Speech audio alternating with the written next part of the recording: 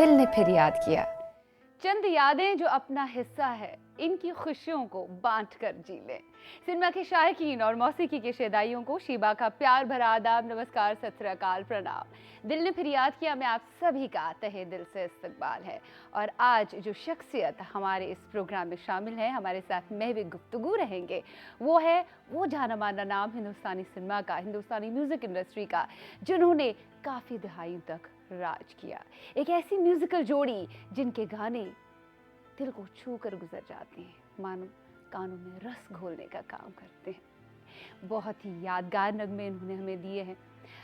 इनकी तारीफ में जितना भी कहा जाए कम है, क्योंकि जब जब इनके गाने बजते हैं हमें दूसरे आलम में लेके जाते हैं। इनका योगदान हिंदुस्तानी सिनेमा में इतना ज़्यादा और वसी रहा है कि उसके बारे में जितनी भी बातें की जाए कम है।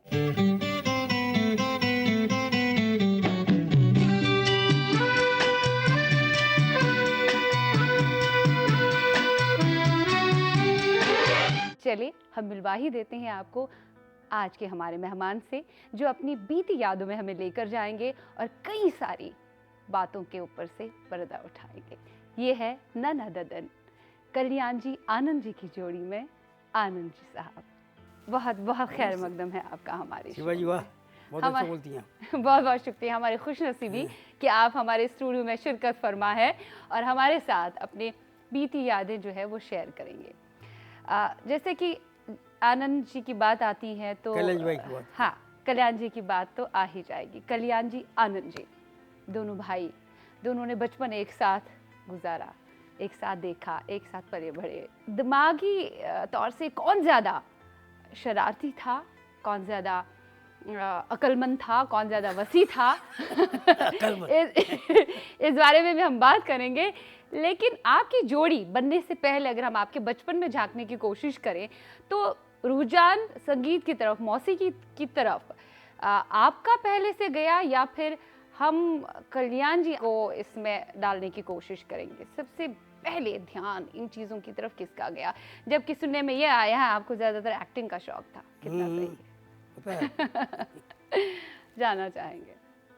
असल में ये है कि जहाँ हम रहते थे गिरगांव में, हाँ। बचपन से पैदा हुए, डिलीवरी कच्छ में होती थी और बाकी रहते थे यहीं, परवरिश यहीं होती थी, तो वहाँ एटमॉस्फेयर बहुत था फिल्मी। उन दिनों में वी शांताराम जी वहाँ, शांता अपटे वहाँ पे, बाकी और सब वहाँ पे उस एरिया में रहते थे लोग। तो माहौल तो था हर वक्त कुछ ना कुछ। फिर वो मेले होते थे, कुछ होते थे, तो थोड़ा सा एटमॉस्फेयर लगता था कि भाई अपने को भी कुछ करना चाहिए इसमें। हाँ। दिल में होता था। हाँ। कमिंग फ्रॉम बिजनेस कम्युनिटी लोग हैं हम लोग जी, कारोबारी खानदान से ताल्लुक, अनाज का व्यापार, ये सब, और कंजर्वेटिव फ्रॉम गुजराती है। मगर वहाँ रहने से क्या बहुत सारी लैंग्वेजेस सीख गए। मराठी बोलना, हिंदी बोलना, उर्दू बोलना, पंजाबी बोलना, एक छूट मिल गई वहाँ पे रह के। तो उसका फ़ायदा हुआ क्या, जब इस लाइन में आए, उसके बाद जब कुछ काम करने लगे, पहले तो मालूम नहीं था काम क्या करने वाले, कुछ कर रहे हैं। तो शुरुआत हमारी हुई 1944 में। स्कूल में से मुझे, हम लोगों को एक गाना था बच्चों का, तो उन दिनों में तो लाइव रिकॉर्डिंग होती थी सब, तो हमको बुलाया गया, तो हम गए स्टूडियो में। पहली बार स्टूडियो देखा, नई नई बातें देख रहे, कुछ लगे, लेकिन अच्छा लग रहा था। तो वो करते वक्त शूटिंग भी करनी भी पड़ती है क्योंकि लाइव रिकॉर्डिंग है। तो वहाँ से मेकअप जो है, उन दिनों में डार्क मेकअप बहुत हैवी करते थे, तो लगा के शर्ट में, वही शर्ट स्कूल में पहन के जाता था मैं। तो कोई नोटिस नहीं करते, मैं बोलते यहाँ कोई दाग है क्या? तो बोले हाँ। तो बोले उन्हें शूटिंग, मतलब शूटिंग, हाँ पिक्चर में काम करता हूँ ना। तो हीरो वहाँ से कुछ नहीं है, उसमें से हीरो बनने की कोशिश, हीरो बनने का ख्वाब ज़हन में उमड़ा था। तो उसमें टीचर को भी पटा लिया कि भाई वहाँ शूटिंग में होता है, तो वो बोले हमारे चांस लगा दो। बोले देखेंगे, कुछ करते हैं आपके लिए भी। तो ऐसे शुरू हुआ था। उसके बाद ये चल रहा था। अभी भाई साहब तो पढ़ रहे थे स्कूल में, उनका अभी इसमें नंबर नहीं आया था कुछ। अच्छा, तो हम ये कह सकते हैं कल्याण जी का ध्यान ज़्यादातर स्टडीज़ में था, पढ़ाई में था? नहीं, पढ़ाई में तो जहाँ थे वो अलग फील्ड था उनका। म्यूज़िक वहाँ पे भी करते थे, वो बैंड बजाते थे, ये करते थे, क्लारनेट बजाना, और मेरे को म्यूजिकल थे वो ज़्यादा। हमने ये तिकड़म शुरू कर दिया कि एक्टिंग करना, गाना गाना, ये करना, वो करना। तो वहाँ जाने के बाद ये हुआ कि सोचा कि भाई अब हीरो बनेंगे यार। अभी तो 11 की उम्र है, 15, 16, 17 साल में बन जाएंगे कुछ। तो थोड़ी वर्जिश भी करना शुरू कर दिया, कुछ ये किया, लेकिन हाइट नहीं बढ़ी। अटक गया मामला वहाँ पे। रोज़ आके आईने में देखें, ज़रा कूद के देखें कि कुछ नहीं बढ़ नहीं रहा। तो जाना तो था स्टूडियो में, हम्म, तो वहाँ पे फिर जाके बैठे तो कुछ एडिटिंग में क्या हो रहा है, कैमरा में क्या काम हो रहा है, फैला नहीं है। तो बोले बचपन बच्चे थे ना, तो बोलते थे ऐसा क्यों करते हो आप लोग, वो स्टेडी शॉट्स होते थे, मैं वन की चिड़िया वन में वन वन घूम घूम रहे, कैमरा स्टेडी रखा हुआ है, वो कैरेक्टर निकल जाए दूसरा जाती, मैं वन के पंछी वन में वन। तो मैं बोलता था ऐसा क्यों करते, थोड़ा सा अलग अलग करो ना कुछ। तो डायरेक्टर बोलते चुप बैठो, कोई मालूम नहीं कुछ, यहाँ पे ऑटो फोकस नहीं होता, इसमें ये नहीं है, एक तो स्टॉक नहीं मिल रहा। उन दोनों स्टॉक की मुसीबत बहुत थी, अच्छा, वॉर का टाइम चल रहा था ना, तो सही। स्टॉक की मुसीबत थी। तो कैमरामैन कभी कभी बोलते, बोले क्या बोलते तुम, मैं बोला मैं ट्रॉली चलाऊँगा, रेकड़ी में अपन कैमरा रखेंगे और फिर चलाएंगे ऐसे, और तुम करो। तो बोले तुमको बेटा मालूम नहीं, इसमें फोकस भी करना पड़ता है। तो बोले वो इतना नहीं कर सकते, तो बोले हाँ ठीक है मैं देख के करूँगा। तो वो ट्राई करते रहते थे हम लोग कुछ ना कुछ। तो एक हौसला बढ़ा कि हाँ भैया अपन जो बोल रहे सजेशन वो भी काम आ रहे हैं कुछ। अच्छा, मतलब जो आप इंस्ट्रक्शंस दे रहे हैं वो काम में आ रहा हाँ, है, मतलब मतलब सुनते थे। आपकी बात रखी जा रखी रही जाती है। है। ओके, तो हौसला बढ़ गया हाँ, अंदर ही। फिर तो कुछ ना कुछ करते रहते थे कि ये है उसका, ये है इसका, ये है ऐसे। तो स्कूल भी पढ़ाई भी होती थी छुट्टियों के दिनों में, ये काम चलता था। यूँ करते करते फिर जब ये होने लगा तो भाई साहब भी आ गए स्कूल ख़त्म करके। तो मैं बोले तुमको तो हीरो बना सकता हूँ, मेरे लंबे हो, तुम्हारी अपनी पहचान है, ये सब कुछ कर देंगे। बोले नहीं नहीं ये कुछ नहीं, एक तो मेरे को जबान ज़्यादा मुझे हिंदी का ये नहीं, ये ज्ञान नहीं। लहजा नहीं मुझे, तो मैं अपना म्यूज़िक में अच्छा हूँ। तो उनको फिर म्यूज़िक में वायलिन बजाते थे, बहुत सारे इंस्ट्रूमेंट बजाते थे, जी जी क्लारनेट बजाते जी थे, जी। ये करते थे। वो नागिन बीन उन्होंने ही नागिन बड़ा- की बीन तो बाद में बहुत आई। अब famous उसका कर दिया। किस्सा ऐसा हुआ कि मैं मैट्रिक के एग्ज़ाम देने गया, ऐसे ही था, कुछ पढ़ाई में था नहीं, लेकिन इंग्लिश के पेपर में मैंने लिख दिया कि अंग्रेज़ी हमारी, हिंदी हमारी मातृभाषा है, हमें अंग्रेज़ी सीखने की कोई ज़रूरत नहीं, धन्यवाद। आपने ऐसे लिखा? हाँ ऐसे, बस इतना, दो लाइन क्विट इंडिया है ना, क्विट इंडिया मूवमेंट चल रहा हम था। चलते जी। हमको ही था आप कि उसमें ये भी लोग तो शामिल हो निकलेंगे गए अभी, थे। फिर कुछ अपने को तो हिंदी में ही बात करनी है। तो पेपर ख़त्म हुआ, रिजल्ट आया, सब में 0 0 0 0, क्योंकि ज्योमेट्री मैट्रिक साइंस सब में ये। तो पिताजी से बोला कि मैंने ऐसा ऐसा हुआ, मैंने तो अंग्रेज़ी में लिख दिया था कि हिंदी अभी मातृभाषा है, अंग्रेज़ी सीखना नहीं है। तो बोले पागल, तो समझता नहीं है, ये अंग्रेज़ों को निकालना है, भाषा तो रहेगी। बोले क्यों रहेगी भाई। तो उन्होंने 10 का नोट निकाल के दिखाया मुझे और बताया, बोले देखो पहले अंग्रेज़ी में लिखा है 10 रुपीज़, उसके बाद 10 रुपया लिखा है। बोले इसको फाड़ो, क्योंकि हम लोग गांधी जी के साथ घूमते थे, सवेरे जो होता था ना सब उसमें जाते थे, खदर पहनना, सफाई करना, ये सब भूत सवार था उन दिनों में। तो उन्होंने समझा कि भाई ये तो भाषा रहेगी। तो बोले क्यों रहेगी, बोले हिंदुस्तान की इतनी भाषाएं कि उसको कॉमन लैंग्वेज होगी तो अंग्रेज़ी होगी। सही। अब क्या करें। तो बोले आप पढ़ाई करो। अब पढ़ाई क्या करें, पढ़ाई तो छोड़ के निकल आए हो। तो घर में बैठ के पढ़ते थे, ये करते, तो किताबें पढ़ने का शौक शुरू हो गया। वाह। उसमें एक पॉपुलर साइंस करके किताब आती थी, अबाउट न्यू इन्वेंशन। उसमें एक आया कि एक साज आया वो जिसमें बहुत सारे इंस्ट्रूमेंट बजते हैं। तो बोले बहुत सारे इंस्ट्रूमेंट एक साज में कैसे बजेंगे, तो उसके डिटेल सब निकलवाए। तो बोले बटन स्विच चेंज करो, तो you can change the tone. तो फिर उसको करते करते पिताजी को बोल के मंगवाया, क्योंकि उन दिनों में 3,000 रुपये बहुत होते थे। तो अभी पटाना भी पड़ेगा ना पिताजी को कि ये करना है। तो भाई साहब ने बोले ज़रा, तो करते करते उन्होंने एग्री किया कि ठीक है मंगवा लो, तुम लोगों को यही काम करना तो यही करो। तो वो फिर इंस्ट्रूमेंट बजने लगा। तो उसमें से नागिन की बीन जब आई, उससे पहले नागल चौथी नागल पंचमी एक पिक्चर आई थी, आपको तो याद नहीं होगा। जी। और नाग कहीं जा बसियो रे मेरे पिया कौन रसियो रे, उस पिक्चर में ये बीन बजी। क्योंकि बीन में क्या होता है, नहीं तो 4 नोट होते, ना ना ना ना इतना ही होता है। अब उसमें तो सांप ऊपर जा रहा है, वो भी सब दिखाना है, ये कुछ करना है। तो चाहिए था कि कोई ऐसा इंस्ट्रूमेंट मिल जाए कि जिसमें एक्सटेंशन हो सके नोट का। तो इसमें बजा।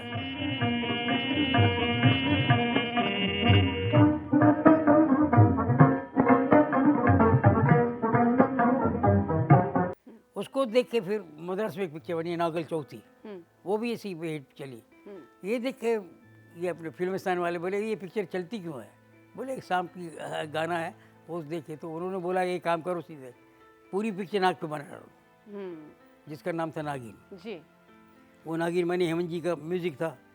भाई साहब गए बजाने के लिए वहाँ पे, तो हम लोग पुंगी बोलते थे, इस इंस्ट्रूमेंट को पुंगी बोलते हैं। ये लोग बीन बोलते थे। तो बोले वो बीन आपने बजाया। बोले बीन तो नहीं बजाया मैंने, हमने तो पुंगी बजाई। बोले हाँ वही जिसको ये बोलते हो, वो उसमें बजी नागिन में।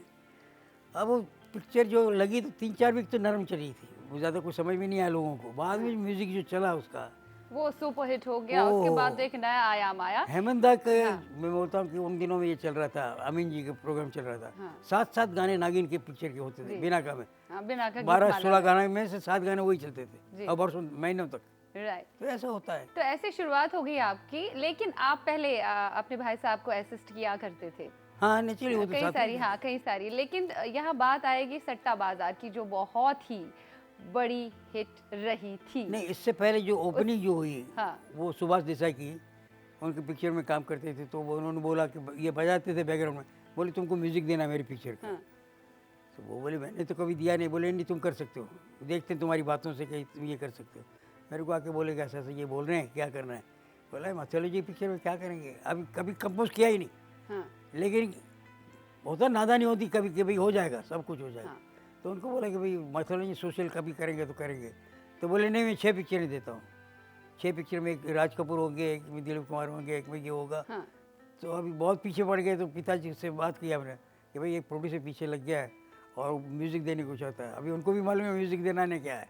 बोले देखो एक बात होती है कि सामने से कोई काम आया उसको करो। हमने बोला ठीक है करते हैं, तो एग्री हो गए हम लोग। तो पहली पिक्चर का वो गाना चल गया सम्राट चंद्रगुप्त का, चाहे पास हो चाहे दूर, बहुत चला। जी। वो 4-6 महीने में और पिक्चर आ गई दूसरी, बेदर जमाना क्या जाने, जी। नैना जादू भरे, कैद में बुलबुल, वो चल गया। सही। फिर पोस्ट बॉक्स 999 आई, उसमें गिरी रे नींद मुझको आए, इस तरह से गाने चले। 5-6 पिक्चरों के बाद ये हो गया कि काम तो बढ़ गया, अभी काम करना पड़ेगा। तो फिर आपका कोलैबोरेशन हुआ जोड़ी के रूप में। हाँ, सट्टा बाजार जो है वो आपकी नहीं, पहली पिक्चर थी छलिया, छलिया रिलीज हुई पहले ये। रिलीज हुई। हाँ, क्यों क्या कि वो जो प्रोड्यूसर थे मनमोहन देसाई के फादर ब्रदर हाँ। सुभाष देसाई, वो कुछ नया नया करना चाहते थे। हाँ। तो उनको अपने भाई को काम देना था, मनमोहन को, कि मैं राज कपूर को लेता हूँ और मेरे भाई डायरेक्शन करेगा। तो राज कपूर के साथ होता मुकेश जी, और मुकेश जी, राज कपूर एंड जैकिन, शंकर जैकिन। तो बोले अपना तो अलग है, तो दोनों को नाम डाल देते हैं, दोनों काम करते हो साथ में। तो हमने बोला ऑलरेडी एस्टेब्लिश, अभी क्यों करते हो। बोले वो मुझे मालूम है क्या करना चाहिए। तो उन्होंने एस्टेब्लिश करके कल्याण जी आनंद जी विथ मनमोहन देसाई लाइक शंकर जैकिन, ये इन्होंने वो पैटर्न पकड़ के शुरू किया। चलिया मेरा नाम, हिंदू मुस्लिम सिख ईसाई सबको मेरा सलाम। चलिया मेरा नाम, हिंदू मुस्लिम सिख ईसाई गाबी लगी। सबको मेरा सलाम। तो वो शुरू हुआ था फिर छलिया से। छलिया से। हम ये कह सकते हैं लेकिन रिलीज हुई पहले सट्टा बाजार। तो हम ये कह सकते हैं पहली रिलीज आपकी जोड़ी के रूप में जो आई, मदारी आई थी, म्यूजिकल जोड़ी। That was Madari first, Yes. क्योंकि जी, जल्दी मदारी। पिक्चर हो जाती थी। Right. उसमें दिल लुटने वाले जादूगर, जी। अब आज मैंने पहचाना है। जी। आपकी स्माइल अच्छी लगती है मुझे। बहुत बहुत शुक्रिया। अच्छा, छलिया की अगर हम बात करें, छलिया में राज कपूर साहब थे और राज कपूर साहब पर फिल्माए गाने सभी के सभी सुपर डुपर हिट थे। कमर जलालाबादी साहब के लिरिक्स थे, और ये भी मैंने सुना है कि कई सारे लिरिसिस्ट को, नगमे निगारों को आपने मुतारिफ़ किया हिंदुस्तानी सिनेमा में। ना सिर्फ नगमे निगार बल्कि कई सारे जो आगे के दौर में कई सारे सिंगर्स आए उनको मुतारिफ़ किया, डायरेक्टर्स को आपने मुतारिफ़ किया। कमर जलालाबादी साहब की बात आ गई, उन्हें भी आपने हिंदुस्तानी सिनेमा में मुतारिफ़ नहीं, वो तो कराया। थे ऑलरेडी, लेकिन थोड़े सुस्त थे, उनको सुस्त जगह थे, मतलब उनको जगाया। उनको थोड़ा पॉपुलर बनाया आपके तर्जों ने। तो अगर हम बात करें राज कपूर साहब की, राज कपूर साहब के साथ जब आप उनकी फिल्में किया करते थे तो माहौल कैसा रहता था राज कपूर साहब का, क्योंकि खुद भी पैशनेट थे वो संगीत को लेकर, मौसीकी को लेकर, हर रिकॉर्डिंग में वो शामिल होते थे, ज़रूर होते थे। उनका भी बड़ा अच्छा राब्ता रहा मौसीकी के साथ। तो उनके साथ इक्वेशन क्या रहती थी जब उनकी किसी भी फिल्म में आप संगीत तरतीब देते थे? क्या कुछ उनकी खुद के कुछ इनपुट्स उनके खुद के रहते थे? सबके रहेंगे, लेकिन बेसिक क्या होता है कि एक पॉलिसी होती है। हाँ। हम व्यापारी लोग हैं, हाँ। व्यापारी कम्युनिटी से आए हुए हैं, तो होता है कि कस्टमर इज ऑलवेज राइट। क्या होता है, हाँ। सामने वाला जो पैसे दे रहा है वो हर वक्त सही है, तो कहीं वो गलत अपन समझ नहीं सकते। ऐसी बातें भी हो, तो ऐसा नहीं कि तुमको क्या मालूम है म्यूजिक है, ये आपको क्या मालूम है, ऐसे नहीं बोलते भाई ये क्या चाहते हैं, इसको समझने की कोशिश करते। तो कभी हम लोगों का किसी के साथ झगड़ा नहीं हुआ, कभी कुछ होता है, कभी राइटिंग में होता है, कभी कभी कभी समझ में नहीं आता। उर्दू ज़बान होती है, प्रोफेसर गुजराती होता है, समझ में नहीं आती बातें, तो उनको समझाने के लिए कोशिश करते हैं कि भाई ये ऐसा है, ये वैसा है। तो इस तरह से राज साहब जब आए तो राज कपूरों की पिक्चरें तो आ चुकी थी पहले। तो शुरू में जब हमने पिक्चर की तो लोगों ने एलिगेशन किया कि बिल्कुल राज कपूर का म्यूजिक लगता है, शंकर जयकिशन का। हाँ। तो हमने बोला ऐसे तो नहीं है भाई, एक छलिया मेरा नाम जो गाना है वो राज साहब का स्टाइल जो ट्रेडमार्क वो दिखाना है, अकॉर्डिंग बजाना, ये करना है। लेकिन मतलब राहों में खड़े हैं दिल थाम के, मेरे टूटे हुए दिल जैसे, कोई आज तो मुझे one of the best sad वो सॉन्ग। न तो शंकर जगत कह रहे हैं, वो एक अलग है। फिर डम डम डिगा राज साहब को हर वक्त बारिश वाला गाना बड़ा मुकेश जी पॉपुलर को वैसे स्लो गाने मिलते थे, दिल का हाल सुनने वाला जैसा हो, तो भी ऐसा लगता था कि मना डिस गाओ, ये फास्ट गाने। तो जब उनको पहली बार ये गवाया डम डम डिगा, बोले ये तो मेरे स्टाइल का गाना नहीं। बोला आपको क्या मालूम, आपका स्टाइल क्या मालूम होता, आप गा जाएंगे। तो इस तरह से नए पर करते रहे। डम डम डिगा डिगा मौसम भीगा भीगा, बिन पिए मैं तो गिरा, मैं तो गिरा, मैं तो गिरा, हाय अल्लाह। बहुत सारे बेहतरीन नगमे जो आपके हैं वो पिक्चराइज हुए शम्मी कपूर साहब पर, क्योंकि शम्मी कपूर साहब स्टाइल आइकन भी थे और हर एक गाने की कोरियोग्राफी वो खुद ही किया करते थे। इस मामले में तो वो दमदार थे। वो फोक इतना याद होता तो होता ताजू की बात है कि नहीं तो रफ़ी साहब उनके खास थे उनकी पिक्चरों में। लेकिन ये ब्लफ मास्टर में 3-3 सिंगर थे और पिक्चर बन रहे थे, उनके लिए गाने बने थे। तो बोले ये तो मैं सोचा था प्यार हम ना करेंगे, ए दिल हेमंदा का बोलिए, तो वो गाना भी बोले मुझे चाहिए। तो सब कुछ बोले कि भाई, बोले मुझे गाना है। फिर गोविंदा आलारे जो था, हाँ गोविंदा आलारे, one of the best songs है। वो तो रिस्की गाना था, क्योंकि वो बोले मैं तो ऊपर चढ़ूंगा मटकी लेके। तो सब टाल रहे थे कि भाई ये कहाँ जिद्दी आदमी चढ़ेगा, कहीं गिरेगा, कुछ होगा। लेकिन उन्होंने सब कुछ किया, पूरा गोविंदा आलारे पूरा किया, ऊपर चढ़े, नाचे, सब कुछ किया। तो ऐसे होता है, जिद होती है कभी तो आदमी काम कर जाता है। गोविंदा आला रे आला, जरा मटकी संभाल ब्रिज बाला। दिल ने फिर याद किया में वक्त हो चला है एक छोटे से ब्रेक का। मिलते हैं right after this short break. हमारे साथ महवे गुफ्तगू हैं आज हिंदुस्तानी सिनेमा का जाना माना नाम कल्याण जी आनंद जी जोड़ी के आनंद जी। कहीं मत जाइएगा।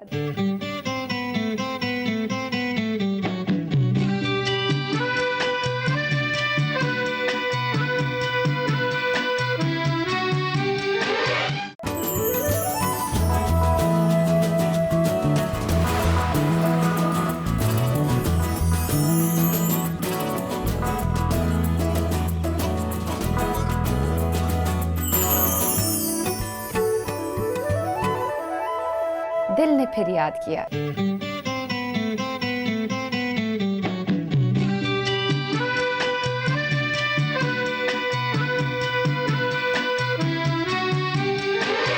दिल ने फिर याद किया में ब्रेक के पार आप सभी का तहे दिल से इस्तकबाल है। आइए कुछ और बातें करते हैं आनंद जी के साथ। कभी कभार दोनों भाई कभी जिद पे अड़ गए और आपने लिरिसिस्ट से कहा या नगमा निगार से कहा, शायर से कहा कि भाई नहीं, हमें अपनी तर्जों के हिसाब से गाना चाहिए, हमारी तर्ज के हिसाब से आप गाना लिखेंगे। कभी इस तरह की भी बातें हुई? क्योंकि उस दौर में ऐसा भी होता था, म्यूजिक डायरेक्टर्स की तर्जें दी जाती थी एक नगमा निगार को, तब जाके वो गाना लिखता था। आपके केस में कैसा था? जनरली हम लोगों ने नए बहुत से राइटरों को प्रेजेंट किया, समझे ना। और हम सोचते थे कि इसमें क्या फिल्म का गाना लिखना और ऐसे राइटिंग करना, इसमें फ़र्क क्या है। ऐसे लिखने वाला एब्स्ट्रैक्ट नाउन बहुत लिखेगा, मेरे दिल में गुदगुदी है, मैं ख्वाब खो गया हूँ, मैं ये कर रहा हूँ, जिसको डायरेक्टर पिक्चराइज नहीं कर पाता जी। तो बोलता ये नहीं चाहिए, तेरी निगाहों में ये है, तेरी आंखें, तेरी जुल्फें ऐसी हैं, ये जो इसको पिक्चराइज कर सकता है। तो राइटरों का हर वक्त बोलते कि विजुअली जो बात कर सके ऐसा कुछ चाहिए, वो देते रहो। कि क्या खूब लगती हो, बड़ी सुंदर दिखती हो, दिखा सकता कुछ भी। इस तरह से लैला में लैला, ऐसी हो लैला, हाँ तुम बिल्कुल वैसी हो, तो कुछ भी दिखा सकते। तो वो कहीं होता था। तो जो इंदिवर जी थे, अनजान जी थे, कंवर साहब तो लिखते ही थे, बहुत अच्छा लिखते थे।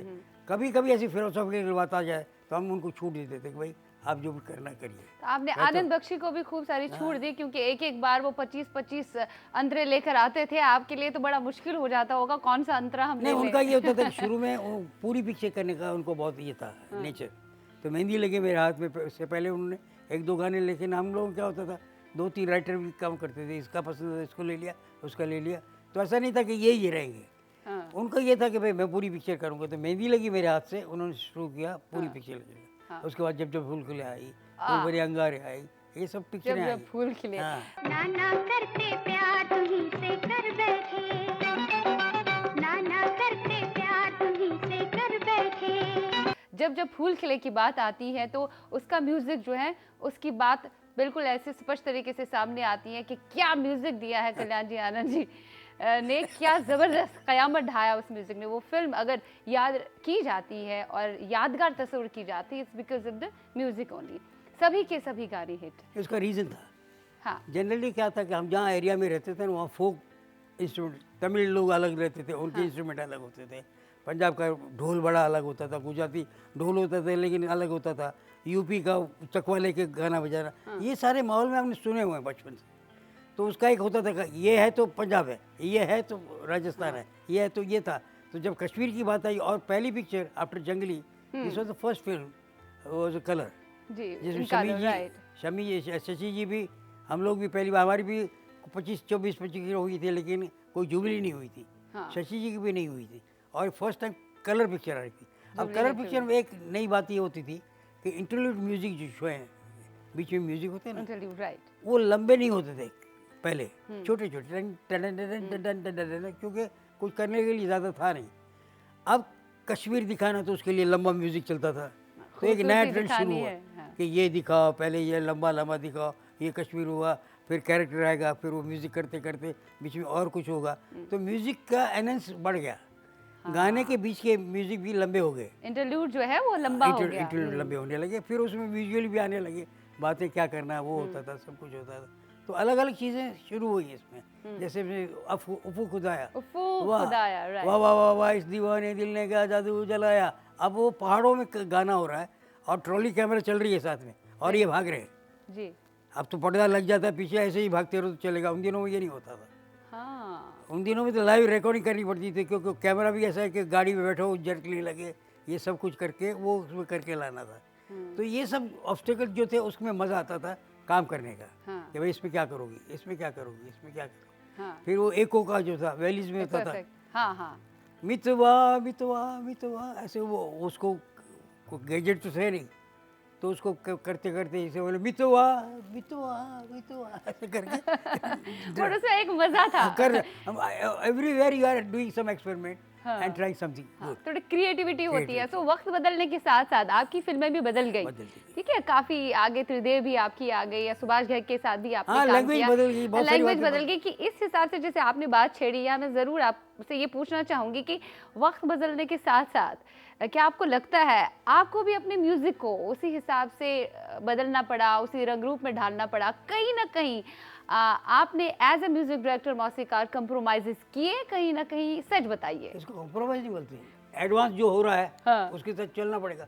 हाँ दुनिया में है आगे, ये आज पिक्चर बन रही है, वो पिक्चर 2 साल के बाद लगने वाली है, तो 2 साल के बाद तक में ट्रेंड क्या होगा, म्यूजिकल ट्रेंड क्या होगा, जो फॉरेन का सुनते हैं आपके इसमें से, अब ये इधर पॉपुलर हो रहा है वहाँ पे, तो नेचुरली इधर आएगा ही, कभी फर्स्ट गिटार आ गई, कभी गिटार का आ गया, कभी ऑर्केस्ट्रेशन, तो वो स्टडी करके रखना पड़ता है कि आज जो गाना दे रहे हैं वो 2 साल के बाद आपको पिक्चर में आएगा, तब उस टाइम पे with the time you are there. Okay, time के साथ आप बदलते रहे, हाँ, तो लेकिन टाइम के साथ बदलने कहीं ना कहीं वो जो जब आप बात कर रहे हैं ना, जब जब फूल खिले की, कि कितना मज़ा आता था जब हम वो एको इफेक्ट दिया करते थे, खुद ही ट्रॉलीज नहीं हुआ करती थी, वो इक्विपमेंट नहीं था जो बाद में आया, एडवांस हो गई टेक्नोलॉजीज, लेकिन कहीं ना कहीं वो मिसिंग फैक्टर लगता है आपको कि वो रॉ जो था वो उसमें कुछ खासियत थी, कुछ और थी? नहीं, वो तो खाना अलग ही खाना था। अब तो जो रेडी मिलता है ना, आपको पैकेज खोलो, स्टीम में डालो, खा लो, तो वो नहीं होता, तो बनाना पड़ता था, हर चीज़ को बनाना पड़ता था, उसमें मज़ा ही कुछ मज़ा क्या और। लगता। नहीं, जैसे आपको बताऊँ, सफ़र पिक्चर की हाँ आशीष सेन बड़े टेक्निकल आदमी, अब जब उनके साथ बैठो टेक्निकल बातें करो, तो इनको गोल्डी जी को, इनको सबको बड़ा मज़ा आता था। प्रकाश मेहरा को हम बोलते इसमें क्या करोगे, इसमें क्या करोगे, मेरा काम है म्यूज़िक देना, लेकिन हम उनको भी पूछते थे इसमें क्या करोगे तुम, समझे ना, तो बोलते क्या यार तुम म्यूज़िक देने में क्या दूँ, जब बताओगे कि सही कि इसमें क्या करना हो तो इस हिसाब से म्यूज़िक दूँगा। तो उनको एक होता कि पहले डिज़ोल्व होता था, वो क्या होता था कि सुपर इम्पोज करना पड़ता था, एक जगह से दूसरी जगह जाना, तो बीच में ब्लर, बड़ा ब्लर होता था, ओवरलो है ओवरलो। तो मेरे को बोलते इसमें मुझे कट टू कट चाहिए, cut to cut, location change भी हो और कट टू कट चाहिए। बोलो करेंगे, बोले कैसे करोगे, क्योंकि कभी हुआ नहीं था ऐसा जो तुमको हो पसंद वही बात कहें। कहेंगे। हाँ। तुम तो दिन उसमें को अगर टारा रात को रारा होता है। पा पा पा पा पा, मालूम है हॉर्न बजता है, तो वो हॉर्न एक जगह गाड़ी में हॉर्न बजा तो एक लोकेशन दिखा, दूसरे साउंड में दूसरी जगह लेगा, तीसरी जगह लेगा। तो ही वॉज वेरी हैप्पी कि भाई कट टू कट भी है और ये भी नहीं रहता कि लोकेशन चेंज हो गया। फिर एक चिड़िया पंछी का दिखाया था, ती ती ती ती ती उड़ते उड़ते Right. एक लोकेशन से दूसरी जगह। तो ये एक्सपेरिमेंट सारे करने का जब अंडरस्टैंडिंग होती थी एक दूसरे की तो छूट मिलती थी, तो उसका मजा आता था कुछ करने का। राइट। पल पल दिल के पास तुम रहती हो। कई और सारी यादें आपके साथ, कितनी भी बातें करें हम कम है, लेकिन कुछ ऐसी चुनिंदा यादें हैं जो हम चाहते हैं आप हमारे साथ बांटें। अब जैसे हमने जिक्र यहाँ किया था कि आपने कई सारे सिंगर्स को मुतारिफ किया, जिसमें नए नए सिंगर्स भी हैं, शामिल होते हैं। उस पर आने से पहले हम यहाँ बात करेंगे आपका कोलैबोरेशन मशहूर और मारूफ सिंगर्स के साथ, चाहे वो मोहम्मद रफ़ी साहब हैं, चाहे किशोर दा है, चाहे लता जी है, चाहे आशा मुकेश जी जी हैं, मन्ना डे हैं, मुकेश जी हैं, महेंद्र कपूर महेंद्र साहब हैं, हेमंत दा। हेमंत दा है। महेंद्र कपूर से जहाँ आपने पिछले उच्चे गाने गवाए, वही आपने मोहम्मद रफ़ी साहब से बहुत रोमांटिक गाने, दर्द भरे नगमे भी गवाए। अब लता जी की बात आती है, आशा जी की बात है, दोनों को आपने बराबरी का हक दिया, दोनों से बराबर नगमे आपने गवाए। पहले बात करेंगे मोहम्मद रफ़ी साहब की कि उनके साथ भी आपका एसोसिएशन, आपके one of the favourite singers में से शुरुआती दौर में आपके रहे। तो मोहम्मद रफ़ी साहब का भी वो भी बहुत पैशनेट थे, खोकर गाने में खोकर वो गाने को जीते थे, पूरा पिक्चराइज दिमाग में उनका चलता था। जब आपकी रिकॉर्डिंग मोहम्मद रफ़ी साहब के साथ हुआ करती थी तो कौन सी क्वालिटी, कौन सी खास क्वालिटी उन्हें दूसरे सिंगर से जुदा करती थी? जुदा में ऐसे कि ही वॉज वर्सेटाइल, क्लासिकल भी गा सकते थे, रोमांटिक भी गा सकते थे, और उनकी वॉइस ऐसी थी कि हर हीरो को चल सकती थी। कई बार होता है ना कि एक वॉइस होती है, जैसे मैं नहीं गाता था लेकिन मुझे किसी लोगों ने बोला आपने पिक्चर में क्यों नहीं गाया, मैंने मेरी आवाज़ ऐसा लगता है कोई भिखारी गा रहा है, गरीब गा रहा है, तो बोले मैं उसके लिए नहीं गाऊंगा, मैं तो ये मेरा काम करना है, वो करना है। तो वो क्या करते थे कि हम लोग जैसे एक गाने की सिचुएशन आ गई तो हम बोलते कि ये हीरो है, इसकी लैंग्वेज ये है पिक्चर में, पंजाबी लहजा है थोड़ा सा, या गुजराती है कि गढ़वाली है, उस लहजे को समझ के ये गाना बना हुआ है, और इसमें ये आउटडोर का इसलिए थोड़ा लाउड होगा, इंडोर का कोई थोड़ा सॉफ्ट होगा, इस तरह से सब बात हो जाती थी। फिर गाना सुनाते थे उनको, गाना सुनाते वो बोलेंगे थोड़ा सा पंजाबी ज़्यादा बोल देते वो, हाँ, एवं नहीं चाहिए मैंने बैकग्राउंड उनका पंजाब नहीं, हाँ पंजाब का, बोले वैसा वैसा करो, तो मुझे हाफ टेम्पो भी सुनाओ। तो जैसे परदेसियों से ना अखियाँ मिलाना, ये गाना है। तो पहले क्या होता था कि लाइव डायरेक्ट सिंगर रिकॉर्डिंग में नहीं आता था, लता जी हों, रफ़ी जी हो, मुकेश जी हों, कोई भी हो, 2 बार रिहर्सल के लिए तो आते थे, उससे पता लगता था इनका स्केल क्या है गाने का। फिर उसमें कहीं लगता है कि इसमें तलफ़्फ़ुज़ में कहीं गड़बड़ हो रही है तो राइटर समझाएगा इधर ऐसा ये है वो है करके करते थे। तो वो क्या करते थे कि जैसे परदेसियों से ना अखियाँ मिलाना, तो परदेसियों टेम्पो तो यार परदेसियों से ना अखियाँ, ये टेम्पो है, तो ये बोलेंगे हाफ टेम्पो में गाओ, हाफ टेम्पो में मतलब आधे में गाना परदेसियों, तो बोले ओ 2 बारी चाहिए है, परदेसियों से ना अखियाँ, अखियाँ पे वजन चाहिए है, बोले हाँ उधर चाहिए है, तो परदेसियों 2 बारी हो गया, अखियाँ मिला परदेसियों को है ओ को है, इधर एक गुंडी चाहिए, हाँ, तो वो सब पूरा लिख लेते थे। अरे वाह, उसके बाद पूरा टेम्पो के बाद व्हेन वी स्टार्ट सिंगिंग, तो मैंने रफ़ी जी ये आपका आइडिया अच्छा है, बोले हाँ उधर मेरी वजह से गलती नहीं होनी चाहिए। परदेसियों से ना अखियाँ मिलाना, परदेसियों से ना अखियाँ मिलाना। तो कितने रीटेक्स अक्सर और बेशतर हुआ करते थे? उनकी वजह से बहुत कम रीटेक होते थे। अभी क्या होता है कि रिकॉर्डिंग करने बैठते जब आप, तो कॉम्प्रोमाइज़ बहुत सारी चीज़ों में करता हूँ। छोटा स्टूडियो है लेकिन आपको ब्रास भी चाहिए, आपको मैंडोलिन भी चाहिए, सॉफ्ट इंस्ट्रूमेंट भी चाहिए, हार्ड इंस्ट्रूमेंट भी चाहिए। तो उसके रिहर्सल जो पहले हो जाती है हमारी, तो साउंड वाला अपना एडजस्ट कर लेता है कि इतने नंबर पे थोड़ा यूँ करना है, सोलो इंस्ट्रूमेंट आ रहा है तो थोड़ा ऐसे करके रख रहा है, तो मीटर चलते रहते तो देखते भी रहते साथ में। तो वो म्यूजिकल भी होते थे सब, तो वो फटाक करके उठा लेते थे। 2 आदमी बैठते थे, एक वॉइस पे बैठते थे, एक इसमें बैठते थे। तो ये सारा काम होने के बाद जब हो जाता था, उसमें कई फिर एको की बात आने लगी। शुरू में एको नहीं होता था, सीधे सीधे गाने थोड़ा रिवर्ब डाल देते ऐसे, लेकिन हो ये नहीं होता था। फिर ये करना पड़ा, तो अभी क्या कैसे करेंगे, उन दोनों तो आए नहीं, तो फिर ये कि भाई तुम ये करो, पीछे चले जाओ, पीछे चलने में गिर जाते थे, फिर बोला कि मुंडी घुमा लो। मतलब खूब सारी मस्ती होती थी रिकॉर्डिंग सेशन, यूं करके फू खुदाया, तो वो था तो फू खुदाया सॉइंट पे कर लगे कि हाँ भाई हो रहा है कुछ। तो इस तरह से सब कुछ करना पड़ता था, लेकिन कोशिश करते थे कि ये इफेक्ट मिले। बट बहुत बेहतरीन यादें हैं रफ़ी साहब आपके का साथ क्या जुड़ी था हुई कि हैं। एक तो ज़बान अच्छी थी उनकी, थोड़ा सा ये होता था कि पंजाबी होने की वजह से दा और धा, हाँ वादा वादा तो वादा कर ले साजना, तो अनोइंगली वादा हो जाता था उनका, ओ, वादा कर ले साजना, तो उनको बोलना पड़ता है दा को थोड़ा सॉफ्ट की, वादा कर ले साजना। यहाँ रफ़ी साहब की आपने बात की, हाँ। तो अब हम बात करेंगे लता जी की, क्योंकि लता जी का भी एक्सेंट जो था, हाँ। जब शुरुआत में वो गाया करती थी वो मराठी टच आता था। हाँ। तो दिलीप कुमार साहब ने उनसे एक बार कहा था, आवाज़ तो बहुत अच्छी है आपकी लता जी, लेकिन इसमें थोड़ा मराठी टच आता है, आपको उर्दू सीखनी चाहिए। तो बाद में उन्होंने सीखी थी, टीचर लगवाया था, और बाद में जो शुद्धता, जो अल्फाज की अदायगी, वो जो खालिस उर्दू उनके ज़ुबान से निकलता, उनके मुंह से निकलता था, उसमें चार चांद लग जाते थे गाने में। लता जी की बात आती लगन है, जिसको हो ना वही हाँ, कर सकता है, जिनको ये लगन है कि भाई मुझे कुछ सही सीखना है। हाँ, पैसे तो जो मिलने वाले हैं वही मिलने वाले हैं, लेकिन आप जो काम कर रहे हैं वो सही कर रहे हैं कि नहीं। हाँ। और यूँ करते करते उन दिनों में तो क्या, पंजाब पाकिस्तान से जब आए सब लोग, पंचोली के बाद सब यहाँ पे आए, उनका एक ट्रेंड अलग बन गया, लेकिन पंजाबी टच ज़्यादा आने लगा, जिसमें गाड़ी उर्दू का इस्तेमाल होने लगा, फिर धीरे धीरे हिंदी मिक्सचर गाने भी बनने लग गए सब कुछ। आनंद जी, इस वक्त हमें थोड़ा सा विराम लेना पड़ेगा, बातों का विराम, और भी गुफ्तगू आपके साथ जारी रहेगी, but after the short break. मिलते हैं दिल ने फिर याद किया में इस ब्रेक के पार। Stay tuned.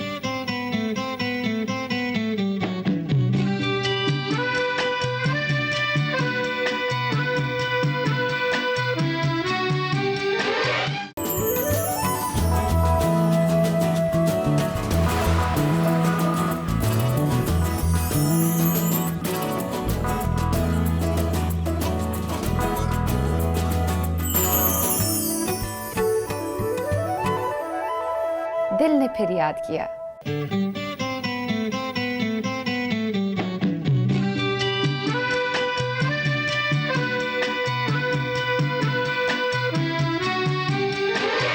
ब्रेक के पार आप सभी का तहे दिल से स्वागत है, इस्तकबाल है आप ही के चहेते प्रोग्राम दिल ने फिर याद किया में। आज हमारे साथ महवे गुफ्तगू है इंडस्ट्री का बहुत ही बेहतरीन जाना माना नाम, बहुत ही मायानाज संगीतकार जोड़ी कल्याण जी आनंद जी के आनंद जी भाई। लता जी की हम बात कर रहे थे, लता जी के साथ आपका एसोसिएशन बहुत अच्छा रहा शुरू से। पहले गाने में चाहे पास हो चाहे दूर में, हाँ। लता जी भी है ना रफ़ी जी है, वो दोनों ही हैं पहले गाने में। और उनका क्या था, लता जी का हर वक्त ये रहा कि any newcomer comes she used to encourage lot. ये नहीं कि भाई तुम नए हो क्या करोगे, भाई जो बोलती हो ठीक है, वो बोले ऐसा चाहिए क्या, अच्छा अच्छा अच्छा, और एंड में जाने से पहले सुन के जाएंगी, गाना हो गया सुनती थी उन टाइम में, सुनने के बाद वो बोलेंगी कोई गड़बड़ हो तो फिर से बुला लेना, मैं आ जाऊँगी। हालांकि उन दिनों में ये नहीं होता था, क्योंकि एक बार रिकॉर्डिंग हो गई ट्रैक सेपरेट नहीं होता था, लेकिन बोल के जाती, तसल्ली दे के जाती थी। नए सबको किसी को भी हो तो ये नहीं था, तो वो एक अलग ही दौर था। Everybody was a student, everybody wanted to give the best of their life. ये नहीं था कि मैं पैसे मिल गए चलो निकल जाओ। राइट। ये समा समा है ये प्यार का, किसी के इंतजार का। बात आ रही थी यहाँ लता जी के साथ आपके एसोसिएशन की, तो लता जी जैसे रफ़ी साहब के बारे में आपने बोला कि रफ़ी साहब में ये क्वालिटीज़ थी जो उन्हें दूसरे सिंगर्स से बिल्कुल अलग भिन्न करती थी। और लता जी, हाँ, लता जी के अंदर कौन सी क्वालिटी आपने देखी है जो उन्हें बाकी सिंगर्स से बिल्कुल जुदा करती? देखिए बाकी सिंगरों से नहीं, पर जब लता जी गाने आ रहे कि जैसे आप मुझे बुला रहे हैं, हाँ। तो मैं क्या बड़बड़ करने वाला हूँ ये आपको पता लग जाता है, हाँ। कि ये थोड़ा सा इतना बोलेंगे तो इतना बोलेंगे, एक हो जाता है ना, ट्रेंड समझ में आ जाता है। तो इनको इशारा करो तो भी समझ आती थी। सबसे बड़ी बात क्या थी कि कंपोजर जो करता है वो सामने वाला गायक है कि नहीं, गा सकता है कि नहीं, ये हर वक्त एक डर रहता था कि यार ये करेंगे वो कर जाएंगे कि नहीं। तो लता जी के लिए ये फिक्र नहीं होती थी, उनको मालूम है इनको कुछ भी दो वो कर जाएंगी और कंट्रोल में कर जाएंगी। ऐसा भी नहीं कि एफर्ट कर रही है कि कुछ नहीं, बड़ा स्मूथली निकल जाएगी। तो ये कॉन्फिडेंस होने से क्या फ़ायदा होता था, आप कुछ भी एक्सपेरिमेंट कर सकते थे, एक्सपेरिमेंट कर सकते थे कि एक तू ना मिला इतना लंबा खींच रहा है, शायद हो सकता है दूसरा नहीं गाए तो होगा कि नहीं, मगर ये गाने वाली तो बोले हो जाएगा उनसे तो सब कुछ। तो ये सारी बातें जो है वो करते करते उनके पास जो इतना खजाना था उनके पास कि आने वाले को इजी हो जाता था। फिर क्या, कोई भी हीरोइन है, वो लता जी ने गाना गाया तो कोई प्रॉब्लम ही नहीं, और किसी से गाया बोले कौन किसने गवाया क्या है कौन है बाबा, तो ये नहीं होता था कि because she was so perfect language भी हो, मराठी हो, हिंदी हो, पंजाबी हो, तो उस पिक्चर की लैंग्वेज के साथ उनको जुड़ जाना आता था। अब म्यूजिक डायरेक्टर अगर नहीं करे तो और उसकी गलती है। तो राइटर भी होते थे तो वो समझाते थे क्योंकि प्रोनाउंसिएशन करेक्ट है कि नहीं, कुछ ही है कि नहीं, वो होता था। Everybody was the student over there. ये नहीं था कि मैं जीनियस हूँ, मैंने जो किया फाइनल नहीं। एवरीवन इज आपको कुछ ना कुछ एक्सपेरिमेंट दिखाता है। लता जी की आपने बात करी, वो गाना मुझे याद आ रहा है जो पिक्चराइज भी बहुत अच्छे तरीके से हुआ है, सरस्वती चंद्र फिल्म का गाना, फूल तुम्हें भेजा है खत में। किसी न किसी गाने के साथ कोई ना कोई याद जुड़ी रहती है ज़रूर, रिकॉर्डिंग के दौरान, रिकॉर्डिंग के क्या बाहर। आपको मालूम है इसलिए आप बोल रही हैं? आपके कौन से ऐसे गाने हैं, अनगिनत गाने, नहीं, 40 साल के करियर में आपने 250 से ज़ायद फिल्में की हैं जोड़ी के रूप में, कल्याण जी, आनंद जी, लेकिन एक याद जुड़ी रहती है, वो याद कौन सी ऐसी है जो किसी न किसी गाने के साथ ऐसी जुड़ी है कि जो बैक वक्त जहन में आती है और आप भुला नहीं सकते, मतलब आपको लगता है कि 5 मिनट के लिए बस उन्हीं यादों में खोया जाए? देखिए, कई बातें ऐसी हैं कि कही नहीं जाती। अब मैं, मेरे बेटे हो गए, उनके बच्चे हो गए, उनके बच्चे हो गए, ग्रेट ग्रैंड चिल्ड्रन, फादर हो गए। जी। तो कुछ गाने उस ज़माने में, हम भी तो जवान थे, हमें भी वो गुदगुदी थी कुछ, लड़कपन का जमाना, लड़कपन था, वो कुछ प्यार और बात है। मोहब्बत, इश्क की बातें। तो जैसे एक था कोई कि भाई एक हम थे जिनके सहारे वो हुए ना हमारे। अब इसका मतलब तो समझ गए कि वो हुए ना हमारे, हम शादीशुदा हैं, हमारे होने वाले कहाँ थे। लेकिन Expectations, उम्मीद है। expectations। तो जब उनकी शादी हुई थी गाना लिखा गया, थोड़ा बहुत हम लोग भी लिख लेते हैं। तो हम थे अरे जिनके वाह, सहारे, क्या बात है। तभी तो कुछ लिखा जाएगा ना। हम थे जिनके सहारे वो हुए ना हमारे, तो हम ये डूबी कह जब सकते दिल की हैं, नैया सामने थे किनारे। तो हम ये कह सकते हैं कि आनंद जी जो है उनकी मोहब्बत भी कहीं ना कहीं अधूरी हाँ, रह गई। मोहब्बत नहीं होगा तो इंसान खाएगा। अधूरी मोहब्बत। हाँ, नहीं, वो तड़प में ही मजा है ना सब। जो नहीं मिल गया उसके बाद तो कुछ नहीं है। हाँ। दुनिया में जो हर चीज़ जो मिल गई तो आदमी दूसरी तरफ देखता है कि अच्छा ये तो है, और उसका क्या है। तो आनंद जी की कौन सी ऐसी मोहब्बत है, जिस अधूरी मोहब्बत जिसने उन्हें शायर बना दिया? क्योंकि आपने अभी अभी कहा कि आप के ऐसे तो अंदर भी एक कई शायर गाने होते हैं, छुपा अभी है, जैसे ये और गाने। एक आधा शेर, एक आधा शायर आपकी जुबानी हो ही जाए। देखिए, एक आशिकाना सिर्फ बात नहीं होती, कभी कभी और भी बातें होती, फैमिली मैटर्स में भी निकलती बातें। जैसे हम लोगों के गानों में आप सुनेंगे कुछ घरेलू बातें बहुत होती हैं, क्योंकि एटमॉस्फेयर घरेलू बातों में है। जैसे अभी बीवी ने खाना रेडी बनाया हुआ है, हम काम कर रहे हैं, बोले आ जाओ खाने के, बोले हम बोलते हैं ठहरो ज़रा, ठहरो ठहरो ठहरो। तो गाना बनाने उसमें अवॉइड करना है, रोमांटिक उसमें लड़की ने अवॉइड करना है विलन को। तो हमने बोला यार ये आइडिया है, थोड़ा सा ठहरो, करती हूँ तुमसे वादा, तो होगा तुम्हारा इरादा, इनका नाने नन, काहे को जल्दी करो, थोड़ा सा ठहरो। अब वो आया था कहाँ से, वाइफ ने बोला था खाना रेडी है आ जाओ। तो हमने बोला ज़रा ठहर जाओ भाई। अच्छा। फिर कभी होता है बीवी, ज़्यादा तो घर में ही वही होता है, बच्चे हैं, बीवी है, उसको कहीं ले जाना है, मैके जाना है, तो उस टाइम पे नहीं पहुंच सकते, कभी काम में पड़े तो फंस जाते हैं, तो लाल गुम होती है। एक तो मैके जाना है, उसमें आप टाइम पे नहीं पहुंचे। हर वक्त ये होता है कि ज़िंदगी में मुझे जो चाहिए था नहीं मिला है। हाँ, ये होता है, कहीं कमी पेशी रहती जाती है। रह जाती है। और मैं हर किसी को भी, आपको भी बोलता हूँ, एक बात समझ लीजिए, शादी के बाद दूसरी बार शादी करनी चाहिए। शादी के बाद दूसरी शादी होनी चाहिए, तब जब सुख याद होता है। 2 शादियां करनी चाहिए, मगर उसी से, उसी से दोबारा शादी करनी चाहिए। क्योंकि पहली बार आपने शादी की तो आपने सोचा कि ये करेगा वो करेगा, ये होगा। Expectation ज़्यादा, Expectation उम्मीदें। जो थी वो होता नहीं। और फिर गुदगुदी शुरू होते, कभी सहेली बोलती बड़े मजे लेते थे, क्या मजे लेंगे क्या, मेरे तो लाइफ में अब और लटक गया वहाँ पे, अटक गया वहाँ पे। तो ये ख़त्म करके फिर जो है उसमें अपनाओ, वो दूसरी शादी है, क्योंकि ये है इसी में मुझे जीना है। तो आपने ऐसा किया है? नहीं तो सबको ही करना पड़ेगा, वही सुखी रहेगा। हमारी तो शादी क्या, हम तो बिना देखे ही शादी की हमने। पिताजी ने जैसे बोलेंगे वो करते थे, वो ज़माना भी और था ना। उस टाइम ये नहीं था कि ये लिपस्टिक वाली चाहिए मुझे, वो चाहिए, वैसे नहीं। घर का क्या काम करके, जो सरस्वती चंद्र में गाने आते हैं, जी, चंदन सा बदन चंचल से चितवन, धीरे से तेरा ये मुस्कान। मुस्काना। अभी चंदन सा बदन कहना, लकड़ा क्या बनाएगा, किसी लड़की को लकड़ी बनाएगा आप? सोचो तो चंदन सा बदन में क्या है?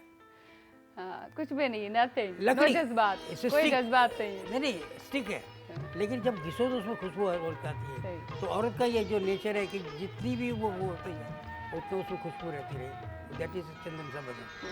चंदन सा बदन चंचल चितवन धीरे से तेरा ये मुस्काना। अभी फूल तुम्हें भेजा है खत में, उसी पिक्चर का गाना है सरस्वती चंद्र। सरस्वती चंद्र। तो बहुत फैन में आने लगी थी, आते रहती थी फैन में। तो सेक्रेटरी को बोलते थे कुछ खास बात होती थी देना। तो एक दिन उसने फूल दिखा दिया, एक लेटर दिखा, उसमें कुछ नहीं था, एक लिपस्टिक प्लास्टिक अपना ये एक फूल रखा हुआ और कुछ नहीं, ना एड्रेस है ना कुछ नहीं। तो उसने दिखाया, मैंने कलेज बैग में बोला देखो ऐसे भी लेटर आने लगे। बोले पागल हो गए, कोई छोड़ दो। इतने में हिंदी वर्जी आ गए। बोले बोले हिंदी वर्जी देखिए बनियों के लिए क्या क्या लेटर आते हैं। बोले वाह वाह, ये तो हम लोगों के लिए, तुम लोग बनियों के लिए कौन भेजेगा, ये मेरे लिए, इसमें तो गाना बन सकता है। बोले क्या गाना बनेगा, फूल तुम्हें भेजा है खत में, फूल नहीं मेरा दिल है, प्रियतम मेरे। बोले इस पिक्चर के लिए बहुत सूटेबल है, क्योंकि मांगना है तो डायरेक्ट नहीं मांग रहे, इनडायरेक्टली बोल रहे कि हो सकता है तो कीजिए। फूल तुम्हें भेजा है खत में, फूल नहीं मेरा दिल है। कल्याण जी, आनंद जी जोड़ी को कौन से शायर का, कौन से नगमनिगार का, गीतकार का काम ज़्यादा लुभावना लगा, मतलब बहुत मज़ा आया? होता है ना कि म्यूज़िक डायरेक्टर की पसंदीदा जोड़ी रहती है। लेकिन देखिए जो भी आदमी सामने जाता है ना, जिस दुकान में जाएगा तो सोचेगा यहाँ क्या मिलेगा या क्या खरीदना है हमको। तो हमारे वहाँ जनरली आते तो सबको मालूम है यहाँ फिलोसॉफिकल बातें चाहिए, ऐसे ऐसे ऐसे नहीं कुछ फील हम थे जिनके सारे वो है ना हमारे, फिर रूठे रूठे पिया मनाऊँ कैसे, अभी बड़ी डेलिकेट बात है कि जैसे रंगमंच ये दुनिया सारी, हर अभिनेता अभिनय करता है, ऐसे सुख के सब साथी दुख में न कोई, करे मेरा जीवन कोरा गा के। बड़ी निचोड़ की बात है कि हर आदमी बहुत कुछ सोचता है लेकिन होता नहीं, और एंड में हर वक्त भी यही फील करता है कि चाहिए था वो नहीं मिला, क्या चाहिए था। एक्सपेक्टेशन तो हर वक्त बदलते रहती है आदमी की। तो ये इस तरह के फिलोसॉफिकल गाने जो है हमारे वहाँ बहुत मिला। आमदनी अठन्नी खच्चर रुपया, अभी तो सोसाइटी की बात होगी। मेरी बेटी ने शादी कर ली, उसके बाद गई मैं ससुराल, तो वो प्रेगनेंट थी, मुझे बुलाई, लंदन में रहती थी। तो बोले मुझे डैडी आ जाओ, मैं बहुत बिजी था उन दिनों। तो बोले नहीं आ सकता। तो उसने इतना ही बोला कि बेटी को एक बार भेज दिया, उसके बाद उसका वो हक नहीं होता। बड़ी तकलीफ हुई मुझे कि बात तो सही कर रही है। तो हमारा प्यारी बहनी एक गाना बन गया था। तो सुल्तान अहमद की पिक्चर दाता में उन्होंने बोले एक कर देंगे, वो कर देंगे हाथी। थोड़े बोले छोड़ो यार, हाथी घोड़े हो गए। अब इमोशनल बात करते हैं कि जो लड़की जा रही है उसकी दिल में क्या बात है।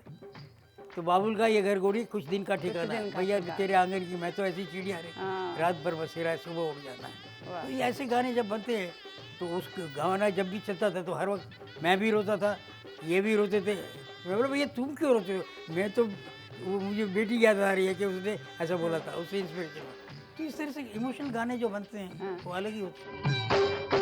बाबुल का ये घर बहना कुछ दिन का ठिकाना है। इमोशंस की आपने बात की, जज्बात की आपने बात की, और एक म्यूजिक डायरेक्टर बहुत जज्बाती होता है और उसके साथ एक जज्बाती लिरिसिस्ट हो और साथ में जज्बाती गायक हो तो चार चांद लग जाते हैं। और ऐसा कभी हुआ है कि आप किसी रिकॉर्डिंग के दौरान, किसी गाने की रिकॉर्डिंग के दौरान जिसे आपने कंपोज किया है, आप वाकई में स्टूडियो में रो पड़े? हाँ, इसमें इसी की बाबुल का घर। हाँ, इसमें क्या हुआ था कि किशोरदा भी थे उसमें। अभी किशोरदा को उस गाने में आना है और अलका की शादी होने वाली थी उन दोनों में। तो कोरस वाले भी इतने एटमॉस्फेयर हो गए कि शनाई रखी थी और कुछ नहीं, खत्म कि ऐसे से ये गाना है। तो ये गाना होते होते, रिहर्सल होते होते सब चार्ज हो गए और ये भी अलका भी रोने लगी। किशोरदा बोलते क्या गाना है यार, कोरस वाले भी सब रोने लगे और हमने पहले ही ठीक बोला ओके अभी आगे कुछ करना नहीं है, क्योंकि एक मूड बन गया था उसका। तो अमित बेटा उनका बोलता है क्या गाना बनाया आपने। बोला यार तेरे को भी अपील करता। बोले बाल खड़े हो गए, कुछ इमोशनल बात है ये। तो वो इमोशन, लड़कियों की इमोशन वो क्या समझेगा, लेकिन उसने भी उसको इफेक्ट किया। तो ऐसे कभी कभी होता है, मूड बन जाता है पूरा पूरा उसमें हो जाता है। किशोरदा की यहाँ पे बात आई थी, किशोरदा के साथ भी आपका बहुत अच्छा एसोसिएशन रहा, इतने बेहतरीन नगमे, यादगार नगमे। उनकी ज़िंदगी में अगर चार चांद लगा दिए उनके करियर में तो आपका भी बहुत हाथ है, योगदान है, ऑब्वियसली इसमें कोई दो राय नहीं है। अब किशोरदा क्योंकि बहुत चंचल थे, सुनने में ये आया है किशोरदा जब रिकॉर्डिंग में हुआ करते थे तो मदमस्त होके गाया करते थे और सबके चेहरों पे हंसी लाने का काम करते थे। वो सैड सॉन्ग में भी हंसाते रहते थे। तो उनके साथ कुछ यादगार लम्हे आपके रिकॉर्डिंग के दौरान? रिकॉर्डिंग से पहले भी क्या होता है कि जब एक आदमी से कैरेक्टर होता है ना, हम लोगों को जोक बोक करने की आदत है, हर किसी को हेल्प करने की आदत है। फिल्म इंडस्ट्री में कोई लफड़ा हो जाए, किसी म्यूजिक डायरेक्टर का झगड़ा हो जाए, कभी कुछ हो जाए, तो वो क्या करते थे, कैलाश भाई के पास आते थे। तो किशोदा को भी मालूम था कि कुछ भी हो तो इधर है। तो जब इनको थोड़ी क्राइसिस में से गुजर रहे थे जब, तो कैलाश भाई ने उनको समझाया कि बोले स्टेज पे क्यों नहीं गाते आप। बोले क्यों स्टेज पे मेरे को नहीं जमता। बोले क्यों नहीं, वो कर्जा चुकाना है सब टैक्स में, तो इसमें से कमा सकते हैं आप। तो बोले कैसे हो सकता है। तो बोले ऐसा ऐसा है, ये तो गाने 5 गाने 6 गाने गाओगे, यहाँ 4 घंटे गा के भी इतना पैसा नहीं मिलता, उससे ज़्यादा पैसा इधर मिलेगा। बोले लोग देंगे क्या। तो बोले हाँ। बोले इतना मांगूंगा इतना देंगे। बोले नाम है आपका, देंगे। तो वो उन्होंने स्टार्ट किया फिर गाना स्टेज पे। उन्होंने एक कंडीशन डाली थी कि मैं बाजा लेके नहीं खड़ा रहूँगा, क्यों नहीं तो जनरली ये होता था कि इतना ऑर्केस्ट्रा हो, फिर भी रफ़ी साहब हो, मुकेश जी हो, तो बाजा लेके सपोर्ट लेते थे। लेकर, राइट। तो ये बोले मैं तो कूदूंगा, मैं कूदूँ कुछ भी करो। सो ही स्टार्टेड विद दिस। और हम लोगों ने काफ़ी वर्ल्ड वाइड शोज़ किए। और फिर साथ में रहते हैं तो क्या मजाक होते रहता है। बाहर गाँव गए तो बहुत सारी बातें होती है ना। कभी हमारे अब घर की बात करते हैं, वो अपनी बात करते हैं, वो कुछ करते हैं, ये करते हैं। तो बोलते हर वक्त बोलते थे कि मैं एड़ा बन के पेड़ा खाता हूँ। क्या करता हूँ? एड़ा बन के पेड़ा खाता हूँ। बोले ये क्या है, आप इतना बिना पैसे आप खाते नहीं। बोले नहीं ऐसा है, शुरू में मेरे सब रिश्तेदारों के पिक्चर होती थी, तो वो गाना गा लिया बंगाली में, बोले विष्णु बालो, किशोर विष्णु बालो, और मेरे को मिठाई खिला देते थे। तो मैं बोला ये तो तिकड़म है। तो मेरे उसके सेक्रेटरी को बोला कि भैया तू ये काम कर, पैसा तो चाहिए अपने को, जब तक मैं करते रहूँगा, पहले वो पैसा दे दे, उसके बाद तो आके इशारा कर देना मेरे को। तो बोले भाई मुझे कमाना भी तो है, रोटी से घर चलाना है। तो इस तरह से वो तिकड़म करते रहते थे हर कुछ। तिकड़म बाज हम कहेंगे होते। दिल को देखो चेहरा न देखो, चेहरों ने लाखों को लूटा। अच्छा, बात आई आशा जी की, क्योंकि लता जी भी आपकी फेवरेट रही, साथ में आशा जी, दोनों को आपने बराबरी का हक दिया। किसी भी क्षण दोनों को महसूस नहीं होने दिया कि दोनों एक दूसरे से थोड़ा कम है, दोनों बराबर बराबर है, ये दर्जा दिया। अपना अपना स्टाइल अलग होता है। अपना स्टाइल। अच्छा, आशा जी की अगर बात कैलाश भाई लंबे हैं तो मैं वो उनका सूट पहन के घूमूं तो मतलब नहीं है। तो अपना अपना स्टाइल होता है ना। तो आशा जी की क्या क्या खासियतें आपको याद आ रही है रिकॉर्डिंग के दौरान, या फिर उनके अंदर वो कौन सी क्वालिटी थी जो मुझे ऐसा आपके लगता दिल है को कि बड़ी मुझे, रास आई? मैं सिमिली अपने आप को आशा जी के साथ करता हूँ। वो भी गुस्सा करेंगी, फौरन डांटेंगी किसी को, फिर 5 मिनट में प्यार भी करेंगी उनसे। ऐसा बिल्कुल चंचल, ऐसा नहीं कि भाई ये कर रही हूँ ठीक है कि नहीं। तो वो इनका ऐसा था बिल्कुल। 5 मिनट पहले बनी क्या गाना बनाया, कुछ नहीं, तंग आ रही हो। बोले तंग तो आएंगे, इसीलिए तो आपको बुलाया। हाँ वो भी तो है। ये करके बोले मुश्किल था, कितना मुश्किल बना देते। बोले मुश्किल तो होता है, तभी तो किसी को बुलाया जाता है ना। जो कर सकता है उसी को बुलाएंगे ना। कभी जानबूझ के आप गुस्सा दिलाते थे उन्हें, सो दैट तो जो ऐसा गाने गुस्सा की डिमांड होती थी उसमें वो एक्सप्रेशंस आते? नहीं ऐसे ही वो थोड़ा सा कभी वो ब्रीदिंग का होता है ना गानों में। हाँ। तो उसमें कभी हो जाता है, कभी मिशन कुछ करते हैं तो ये होता है। तो फिर कभी कभी हम बोल देते हैं, आपस में इतना छूट होती थी कि किसने बोला कि वो रोज रोज गाया करो, कभी कभी गाया करो। तो बोली छोड़ती कहाँ हो तुम। बोली छोड़ोगे, अच्छा गाने वाला चाहिए आपको। ये मेरा दिल यार का दीवाना।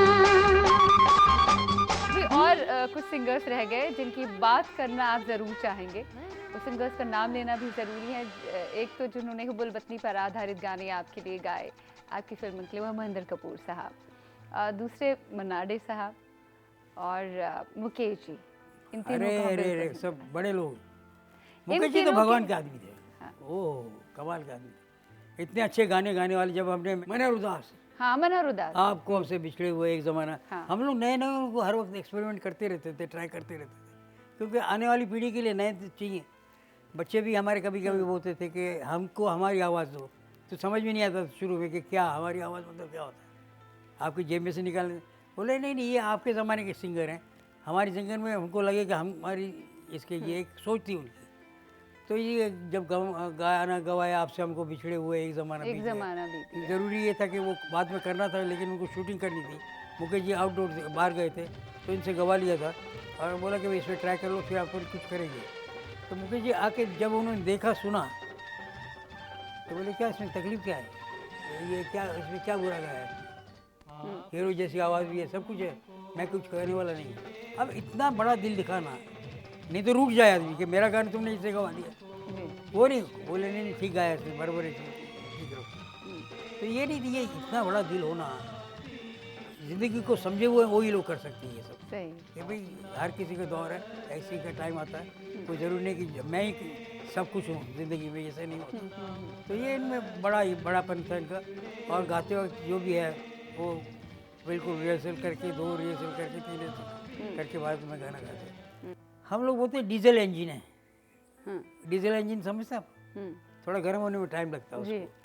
तो मन्ना बाबू और किशोर दा का, अपना मुकेश जी का ये था कि थोड़े डीजल इंजन थे। आते वो गाएंगे तो शुरू में रियाजी आवाज़ थी ना, तो उनको बैठी हुई रहती, थोड़ी गर्म होने में टाइम लगता है। तो अगर शुरू में कोई सुने तो बोले ये कौन है, ये गाएगा क्या? लेकिन थोड़े टाइम के बाद गर्म होने के बाद फिर पता लगता है कि अरे वाह, ये धारा ही कुछ ऐसे। ऑलराइट। तो सब्र की बात ये है कि वो गाना था मुकेश जी का, हाँ। पूर्व पश्चिम में, कोई जब तुम्हारा हृदय तोड़, मनोज कुमार पर फिल्माया गया। अब कीड़ा ये हुआ कि हम सब ने मिल के बात की कि भाई लड़का तो जा रहा है अमेरिका, लंदन, इतनी ग्रेंजे वाली बात है, लोकेशन नया होगा, लेकिन ये दिल इंडिया का लेके जा रहा है। तो इंडियन दिल में जो गाएगा उसके इंस्ट्रूमेंट भी इंडियन होंगे, फ्लूट होगी, संतूर होगा, सितार होगा। शुरू से हमने भी बोल दिया कि ठीक है चलो कर लेते हैं। स्टार्ट किया तो बिल्कुल सुना आदत पड़ गई ना ऑर्केस्ट्रा की, ये तो एक दूसरे को देख रहे थे, फिर वो बोले नहीं हो जाएगा, ठीक हो जाएगा करके। तो 30 से 40 इंटेक हुए इसके, इस गाने के। 3 बजे से स्टार्ट हुआ था और रात को जाके 4 बजे सवेरे ये गाना कंप्लीट हुआ। तो करते करते करते करते करते क्योंकि हमको अपने आप को कन्विंस करना था कि ये ठीक है।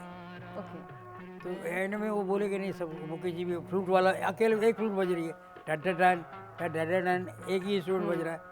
ये सब कुछ होने के बाद 4 बजे हम लोग गए चर्च गेट, वहाँ 5 बजे रेलवे की ये खुलती है, होटल वाला कैंटीन, उधर जाके कॉफ़ी वॉफ़ी पी और बोले, तो एक दूसरे को कन्विंस करने ने अच्छा हो गया, अच्छा हो जाएगा करके बैठे हुए, लेकिन मन नहीं मान रहा कि ये ठीक हुआ है कि नहीं, समझे ना? सेटिस्फेक्शन नहीं है, मुतमईन नहीं है। हाँ, तो आपस में बोल रहे कि नहीं अच्छा हो जाएगा, कल परसों इसको आराम से सुनेंगे। 2 दिन तो छोड़िए, क्योंकि इतना सब 3-11-12 घंटे तक एक ही गाना सुन रहे हैं आप, डाडा कोई जब तुम्हारा, वही सुन रहे हैं। उसके बाद 2 दिन के बाद जाके उसको मिक्स करने बैठे, तो यार ये हमने बनाया, इतना अच्छा हो गया, नाचने लगी सबके, यार कमाल है, विदाउट इंस्ट्रूमेंट्स, विदाउट ये कुछ इतना अच्छा हो गया। तो वो मोनोटनी जब ब्रेक हुई तो एक्सपेक्टेशन था कि ठीक होगा, लेकिन जो रिवर्ब डाला, ये कुछ किया, इतना अच्छा हो गया। मगर वो 5-11 घंटे तक गाना और आवाज़ बैठनी नहीं, क्योंकि डीजल इंजन जितना गाएंगे और तो गर्म होते जाएगा। तो ये फायदा उसका था, ये फायदा उनकी आवाज़ का था। और रही बात फिर महेंद्र कपूर जी का क्या, रफ़ी जी से मिलती जुलती आवाज़ थी, लेकिन फ़र्क ये था कि ये फोक के लिए बहुत अच्छे थे। राजस्थान की लहर, वो हे रामचंद्र कह गए, ये लंबा फोक खींच सकते थे। तो जब इसमें गवाया इनको, पुकार कहते मेरे देश की धरती, और ये मेरे देश की धरती, दोपहर को नहीं 12 बजे, सवेरे 12 बजे वो आए थे, 9 बजे से स्टार्ट होता था, सवेरे से 12 बजे से ले के रात के 12 बज गए, दूसरे दिन 4-5 बजे तक वो गाना चल रहा था, मेरे देश की धरती। नया सिंगर हो तो बैठ जाएगी उसकी आवाज़, लेकिन इनका ये हुई है डीजल वाले, खुलती जाती आवाज़, क्योंकि उसके पार्ट भी बहुत थे जी। और उसमें उन दिनों ऑर्केस्ट्रा को साथ में सब करना, रिकॉर्ड आपको, तो सब इंस्ट्रूमेंट को एडजस्ट करने में रिहर्सल बहुत होती है, कहीं ढोल बज रहा है, कहीं कुछ हो रहा है, कहीं कुछ हो रहा है। और उसमें ठीक है हम तो कर देंगे, तुम करके लाओगे क्या? तो बोले मैं तो गांव में रहा हूँ, बोला हम भी गांव में रहें, चलो करके ला। तो सवेरे से चहक, पक्षियों की आवाज़, पक्षी का उड़ना, सूरज का उगना, खेतों में आना, पानी, बैल, ये सारे के सारे इफेक्ट बोला था। ग्रेट डायरेक्टर, वो ऑन द टाइम करना, बाद में तो मिक्स नहीं करते, सब करने में काफ़ी टाइम लगता था। तो वो करते करते अचीवमेंट करके जब पहुँचे तो बना। लेकिन वो भूत सवार होता, उस वक्त ये नहीं होता पॉपुलरिटी का एंगल नहीं।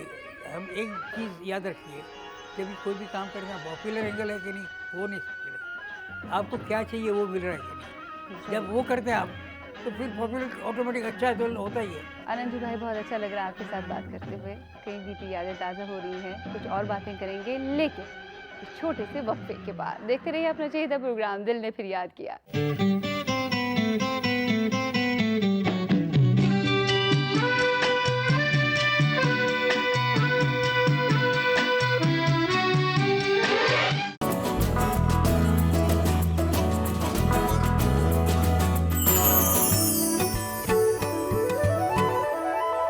दिल ने फिर याद किया।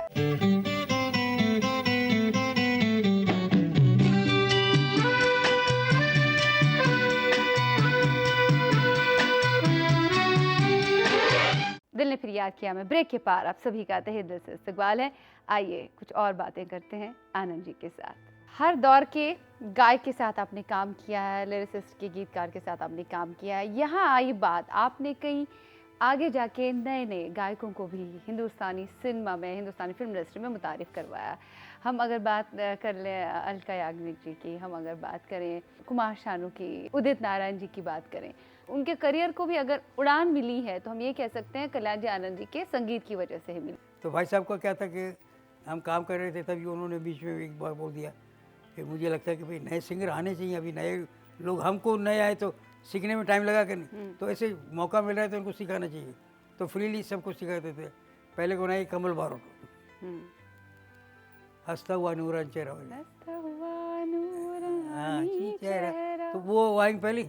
उसके बाद आइए फिर साधना, अलका, फिर अनुराधा पुरोहित, उसका नाम अलका ओरिजिनल, वो थी, हेमलता थी। ये सब बच्चे बच्चे नए में आते थे और लोगों को मालूम कि ये चांस देते तो आ जाते थे। इवन ये अपना उषा खन्ना वैसे खुद म्यूजिक डायरेक्टर थी, लेकिन वो कभी कभी बोलती यार मेरे से भी गवाओ ना, तो हम गवा देते थे उसको। कोई रहा ना कोई रहेगा, है तेरी जाने की फिरंगी, तो वो भी अपने गा रही थी। फिर महेंद्र कपूर आए, फिर मुकेश जी आए। महेंद्र भी तो नए नए थे उन दिनों, उनको चांस मिला, इनको ये मिला, वो मिला। फिर बहुत सारे फिर आए। अब बात करें कुमार शानू की, कुमार शानू आया, वो अपना उदित नारायण आया। फिर अभी चल रहा है एक लड़का जावेद अली, वो यहीं था हमारा साथ। तो ये आने से क्या, अभी यहाँ बैठ के उनको एक तो फ़ायदा ये होता था कि म्यूज़िक बड़े सिंगर कैसे गाते हैं ये समझ में आता था, माइक में उनकी कैसी टेक्निक है, कैसे रहते, वो इनको देखने को मिलता था। माहौल वो होता था कि भाई आसान से आप गा सकते हैं, रियाज करते हो क्या करना पड़ता है, बाद में क्या करना पड़ता है, वो सारी बातें सीखी। और इस दिल में क्या रखा है, तेरा ही दर्द छुपा रखा है। आपने शुरुआत में कहा था कि इस डायरेक्टर्स को भी आपने इंट्रोड्यूस कराया है, तो उन डायरेक्टर्स का नाम हम ज़रूर जानना चाहेंगे। हाँ, नए डायरेक्टरों में मनमोहन देसाई पहले, प्रकाश मेहरा, फिरोज खान, शमीम जयपुर, अपने गोविंद सरैया, चंद्रा वारोड, डॉन वाले, ऐसे बहुत सारे लोग यहाँ से निकले। तो नए आने में क्या होता था कि नए आने के लिए आप ऐसे, जैसे लता जी ने कभी ये नहीं बोला कि क्या तुम करते हो यार, मैं इतनी बड़ी सिंगर को तुमने बोला ऐसे गाने गाते, ऐसे नहीं, वो बहुत ही अच्छा ठीक है कर लेती हूँ, इसको समझा देते, ऐसे कर ले थोड़ा सा, ऐसे करके नहीं कर लेती थी। तो ये जो डायरेक्टर नए आते हैं उनको शुरू में तो ये बोलना पड़ेगा ना कि भाई क्या कर रहे हो, वेरी गुड, बातों से समझ में आता है कि इसका रशियन एंगल वाला है, ये एंगल वाला है, कौन से रॉयल ट्रॉली वाला है, क्या समझ में आ जाती है बातों से। फिर उनसे पूछते हैं कि भाई जैसे आप डायरेक्टर हैं पिक्चर की, आपने बड़ी उम्मीद से किया, सोचा कि मैंने डॉक्यूमेंट्री फिल्म बनाई थी, अब मैं पिक्चर भी कर रही हूँ, और ये तो हम बोलेंगे वेरी गुड वेरी गुड। तो जैसे आपकी सिचुएशन होती है गानों में कि भाई सॉन्ग नंबर पहला कौन सा रिकॉर्ड करेंगे, तो आपने बोला कि 2 नंबर या 3 नंबर, तो हम पूछेंगे भाई ये 2 नंबर का गाना किस पे है, हीरोइन पे है, तो कहाँ गा रही है, तो बोले आउटडोर में गा रही है। अच्छा आउटडोर में मतलब थोड़ा लाउड चलेगा, आपके दिमाग में डाला कि आउटडोर का गाना थोड़ा लाउड होता है, इंडोर का थोड़ा सॉफ्ट होगा, वो बात हो गई। अच्छा लड़की चुलबुली है कि सेमी सेमी हुई है, नहीं बोले कैरेक्टर तो थोड़ा ये है, मतलब चुलबुली है, थोड़ा सा ये है, तो गाने में वर्डिंग में थोड़े से वो चलेंगे, तीखापन होगा, थोड़ा मजाक चलेगा, हाँ हाँ चल सकता है। लोकेशन क्या है बोला तय नहीं किया, लेकिन आउटडोर में ही होगा तो कहीं उसमें होगा, तो मतलब हेली है कि प्लेटो है। अगर हेली है तो हेली में ज़्यादा कूद नाचुल कूद नहीं होगी, तो वो बोलेंगे नहीं नहीं वो तो ऐसा ही है कि ये करेंगे ऐसा ऐसा है, तो वो भी समझ में आ गया कि कॉस्ट्यूम क्या होगा, ताकि उस टाइम के गाने की मूवमेंट होगी, उस टाइम के dance. So you are making him prepare for everything कि ये क्या करना है, और उनकी ज़बानी हम बुलवाते हैं, क्या हम बोलेंगे ये करना पड़ेगा तो नहीं, भाई वो हिमसेल्फ थिंक ऐसा ऐसा। तो इस तरह से बातों में सब बातें हो जाती हैं, ताकि वो जब गाना रिकॉर्ड होता है हम बोलते हमने ये इंटीरियर म्यूजिक सोचा, इसमें क्या करोगे, बोले ऐसा ऐसा सोचा, वेरी गुड, थोड़ा ये भी हो सकता है, हाँ ये भी हो सकता है। तो इस तरह से सारी बातें हो जाती थी। तो इससे एनकरेजमेंट क्या होता है कि आपस में झगड़ा नहीं है, एक दूसरे के हेल्पिंग हैंड है। और हम कर चुके होते हैं तो हमको मालूम है कि इसमें कहाँ हैंडीकैप क्या होगा, कैमरा में कहाँ मुसीबत आएगी, कहाँ पे क्या होगा, कहीं क्या होगा। अरे दीवानो मुझे पहचानो, कहाँ से आया मैं हूँ कौन। कल्याण जी आनंद जी अपने दौर के बहुत ही सुप्रसिद्ध मौसीकार, लक्ष्मीकांत प्यारेलाल जी अपने दौर के बहुत ही वो भी हमारा नायाब, assistant ही अभी थे भी राइट, उन्होंने आपके साथ बतौर असिस्टेंट म्यूजिक डायरेक्टर काम किया। सो उनके साथ इक्वेशन कैसा था शुरुआत में? नहीं इक्वेशन क्या, नए एक बच्चे आए अच्छा काम कर रहे हैं तो उनको रोकना क्यों चाहिए? हाँ ये ज़रूरी थोड़ी है कि आप ही दुनिया में काम करेंगे और किसी को हक नहीं है काम करने का, और तकदीर किसी के आप लेके बैठे हुए हैं क्या? जैसे आप आए शंकर जगदीश से, आप भी आए, आप एस्टेब्लिश हुए तो वो अच्छा काम करेंगे तो वो एस्टेब्लिश होंगे। तो ये नहीं था कि किसी को छुपाओ। तीसरी चौथी पिक्चर हमारी चल रही थी, मद्रास की एक पिक्चर आई तो उसको कलेज मैंने बोल दिया कि भाई ये बच्चे बहुत अच्छा काम करते हैं, इनको ले लो, हम बोलते हो अच्छा काम करेंगे। तो इस तरह से ये नहीं कि भाई उनको नहीं ये तो मैंने सिखाया, ऐसे नहीं बोलते। तो ओपन था for everyone, it is open कि हर कोई आता है वो अपनी तकदीर लेके आता है। अगर ऐसा नहीं होता, तकदीर नहीं होती तो बड़े बड़ों के बच्चे भी सब बड़े हो जाते, समझे, सिंगरों के बच्चे सिंगर हो जाते, बड़े हो जाते, ऐसा नहीं होता। नहीं, आपने बहुत अच्छे से म्यूजिक को आगे तक लाया है और नए नए लोगों को इंट्रोड्यूस कराया है, हर एक को मौका दिया है। जब आपका दौर शुरू हो गया, जब आपने फिल्मों की तरफ रुख किया, कल्याण जी आनंद जी ने, म्यूजिकल जोड़ी ने, उस वक्त में उस दौर में धुरंधर लोग, बड़े मायानाज लोग थे, दिग्गज लोग थे इंडस्ट्री में, रवि साहबले, शक्कर जयकिशन साहबले, नौशाद साहबले, मदन मोहन साहबले, एस डी बर्मन साहबले, एस डी बर्मन। तो ऐसे में अपने आप खुद की पहचान बनाना, उस कंपटीशन में खुद को लाना और उनके समक्ष खड़े होना बराबरी में, ये आपके लिए कितना डिफिकल्ट था, कितना चैलेंजिंग था? नहीं डिफिकल्ट इसलिए था कि हम लोग नादान थे, कुछ एम नहीं था कि इनको हटाना है, इनको मिटा देना, इनको ये करना, वो कुछ नहीं था। हम अपना काम जो जानते हैं वो करने की कोशिश करें, इसमें जो अच्छा होगा वो खुद ही पसंद आएगा, नहीं आएगा, क्योंकि कंपटीशन तो तब होती है ना कि आपको और कुछ काम ही नहीं आता, अपनी दुकान है, अपने शौक से इस लाइन में गए हैं, समझे ना। तो ये नहीं था कि भाई यही है, जाएंगे कहाँ, इसमें से इसको मार के निकलो, इसको हटा के निकलो, वो तो था ही नहीं। और ये काम ऐसा है कि जितना म्यूजिकली आप एंजॉय करके करेंगे ना, इतना बड़ा मज़ा आता है। हम लोग जेन्युइन भक्त थे बरमंदा के। हाँ। वो एट द एज ऑफ 75 भी वो जो गाने रोमांटिक बनाते, ऐसा लगता है ये क्या करने से गया था। और हम लोग हर वक्त हम लोग डांटते थे, पेपरों में भी बोलते थे कि कल्याण जी आनंद जी ने मेरा पेपर नहीं भेजा, मेरे को पान नहीं भेजा, मेरे को वो नहीं भेजा। पान के बड़े शौकीन थे। हाँ, पान के शौकीन थे।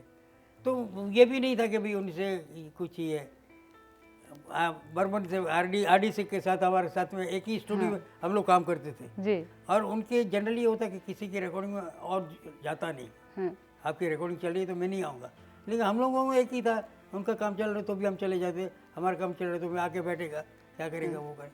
फिर वो होता था कभी कभी उनको अपनी स्टाइल, कल्याण भाई की स्टाइल थी जो डायलॉग वाली, तो वो बोलते थे, आरडी बोलते थे बच्चों, कल्याण भाई मैं आ रहा हूँ कल, मेरे को थोड़ा उस स्टाइल में करना है कुछ, और सुनो सुनो भाई और बेरो मगर भाई शकीर भाई, इस तरह का। तो ये नहीं था कि इट्स कॉम्पिटिटिव। जब हमने 4 म्यूजिक डायरेक्टर का शो किया होप 86, जिसके लिए अवार्ड मिला था, only show in the world, in India, इससे बड़ा शो नहीं हुआ है। लता जी से लेके दिलीप कुमार तक सारे के सारे, ये सलमान खान, ये सब से नए नए तब होप 86 का था। 4 म्यूजिक डायरेक्टर के साथ हमने प्रोग्राम किया था, एक थे शंकर जयकिशन, एक हम लोग, आरडी, अपना आरडी था, शंकर जी की अलग करे, एंड अपना बप्पी। और आइडिया ये था कि वर्करों के लिए कुछ पैसा जमा होना चाहिए, जिसके लिए 1 करोड़ 60 लाख रुपये जमा हुआ था उस वक्त होप 86 में। बॉम्बे में एक शो किया था, एक किया था कलकत्ता में। तो हर वक्त चैरिटी का तो हमारे लोगों को माइंड में रहता ही था।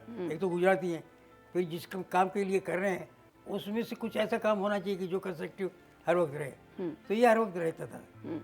और ये जिनको काम दिया वो मज़ा आता था कि भाई इनमें भी है कुछ। एक गार्डन में होता ना, फ्लावर अरेंज करते हैं, आप तो देखा होगा बहुत सारे फूल पड़े, तो दिमाग करता है यार इसको इधर रखिए, इसको इधर से करेंगे तो अच्छा लगेगा, अच्छा बुके बनेगा। तो ये जो गुदगुदी है जिसके मन में, उसको फिर कंपटीशन लगती ही नहीं कि भाई ये क्या है। बिल्कुल सही, बहुत बड़ी बात आपने कही। हाँ एक फरियादी हाजिर है, दिल भर के दरबार में, प्यारे तेरे प्यार में लुट गए हम बाजार में। आनंद जी, इस वक्त हमें थोड़ा सा विराम लेना पड़ेगा, बातों का विराम। और भी गुफ्तगू आपके साथ जारी रहेगी, but after the short break. मिलते हैं दिल ने फिर याद किया में इस ब्रेक के पास। Stay tuned.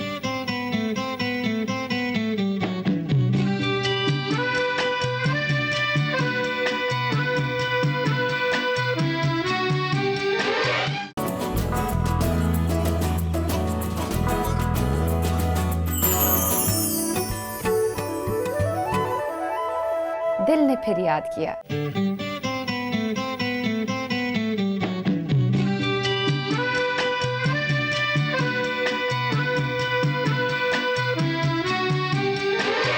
ब्रेक के पार आप सभी का तहे दिल से स्वागत है, इस्तकबाल है आप ही के चहेते प्रोग्राम दिल ने फिर याद किया में। आज हमारे साथ महवे गुफ्तगू है इंडस्ट्री का बहुत ही बेहतरीन जाना माना नाम, बहुत ही मायानाज संगीतकार जोड़ी कल्याण जी आनंद जी के आनंद जी भाई। खैर, आपके संगीत का मौसीकी का मुकाबला तो कोई है ही नहीं। ऐसा तो और नहीं है। हम ये ज़रूर कहना चाहेंगे यहाँ से कि जब कल्याण जी इस दुनिया को छोड़कर चले गए, जब तक हयात थे तो खूब काम मिल के आपने किया, बहुत ही बेहतरीन काम, बहुत ही यादगार नगमे हमें मिले। लेकिन जब वो गुजर गए तो उसके बाद सदमा तो लगा ही होगा आपको, बहुत गहरा सदमा। अच्छा काम करके गए, समझदार लोग थे ना। हाँ, तो ओए ओए आए पिक्चर, ये अपना त्रिदेव। त्रिदेव। हाँ, उसके बाद बैठे थे तो हम लोग मुझे बोलते बैठ बैठ बैठ बैठ, कितनी पिक्चर है पढ़ने की? बोलो कुछ हो गई 250 के ऊपर तो हो गई होंगी।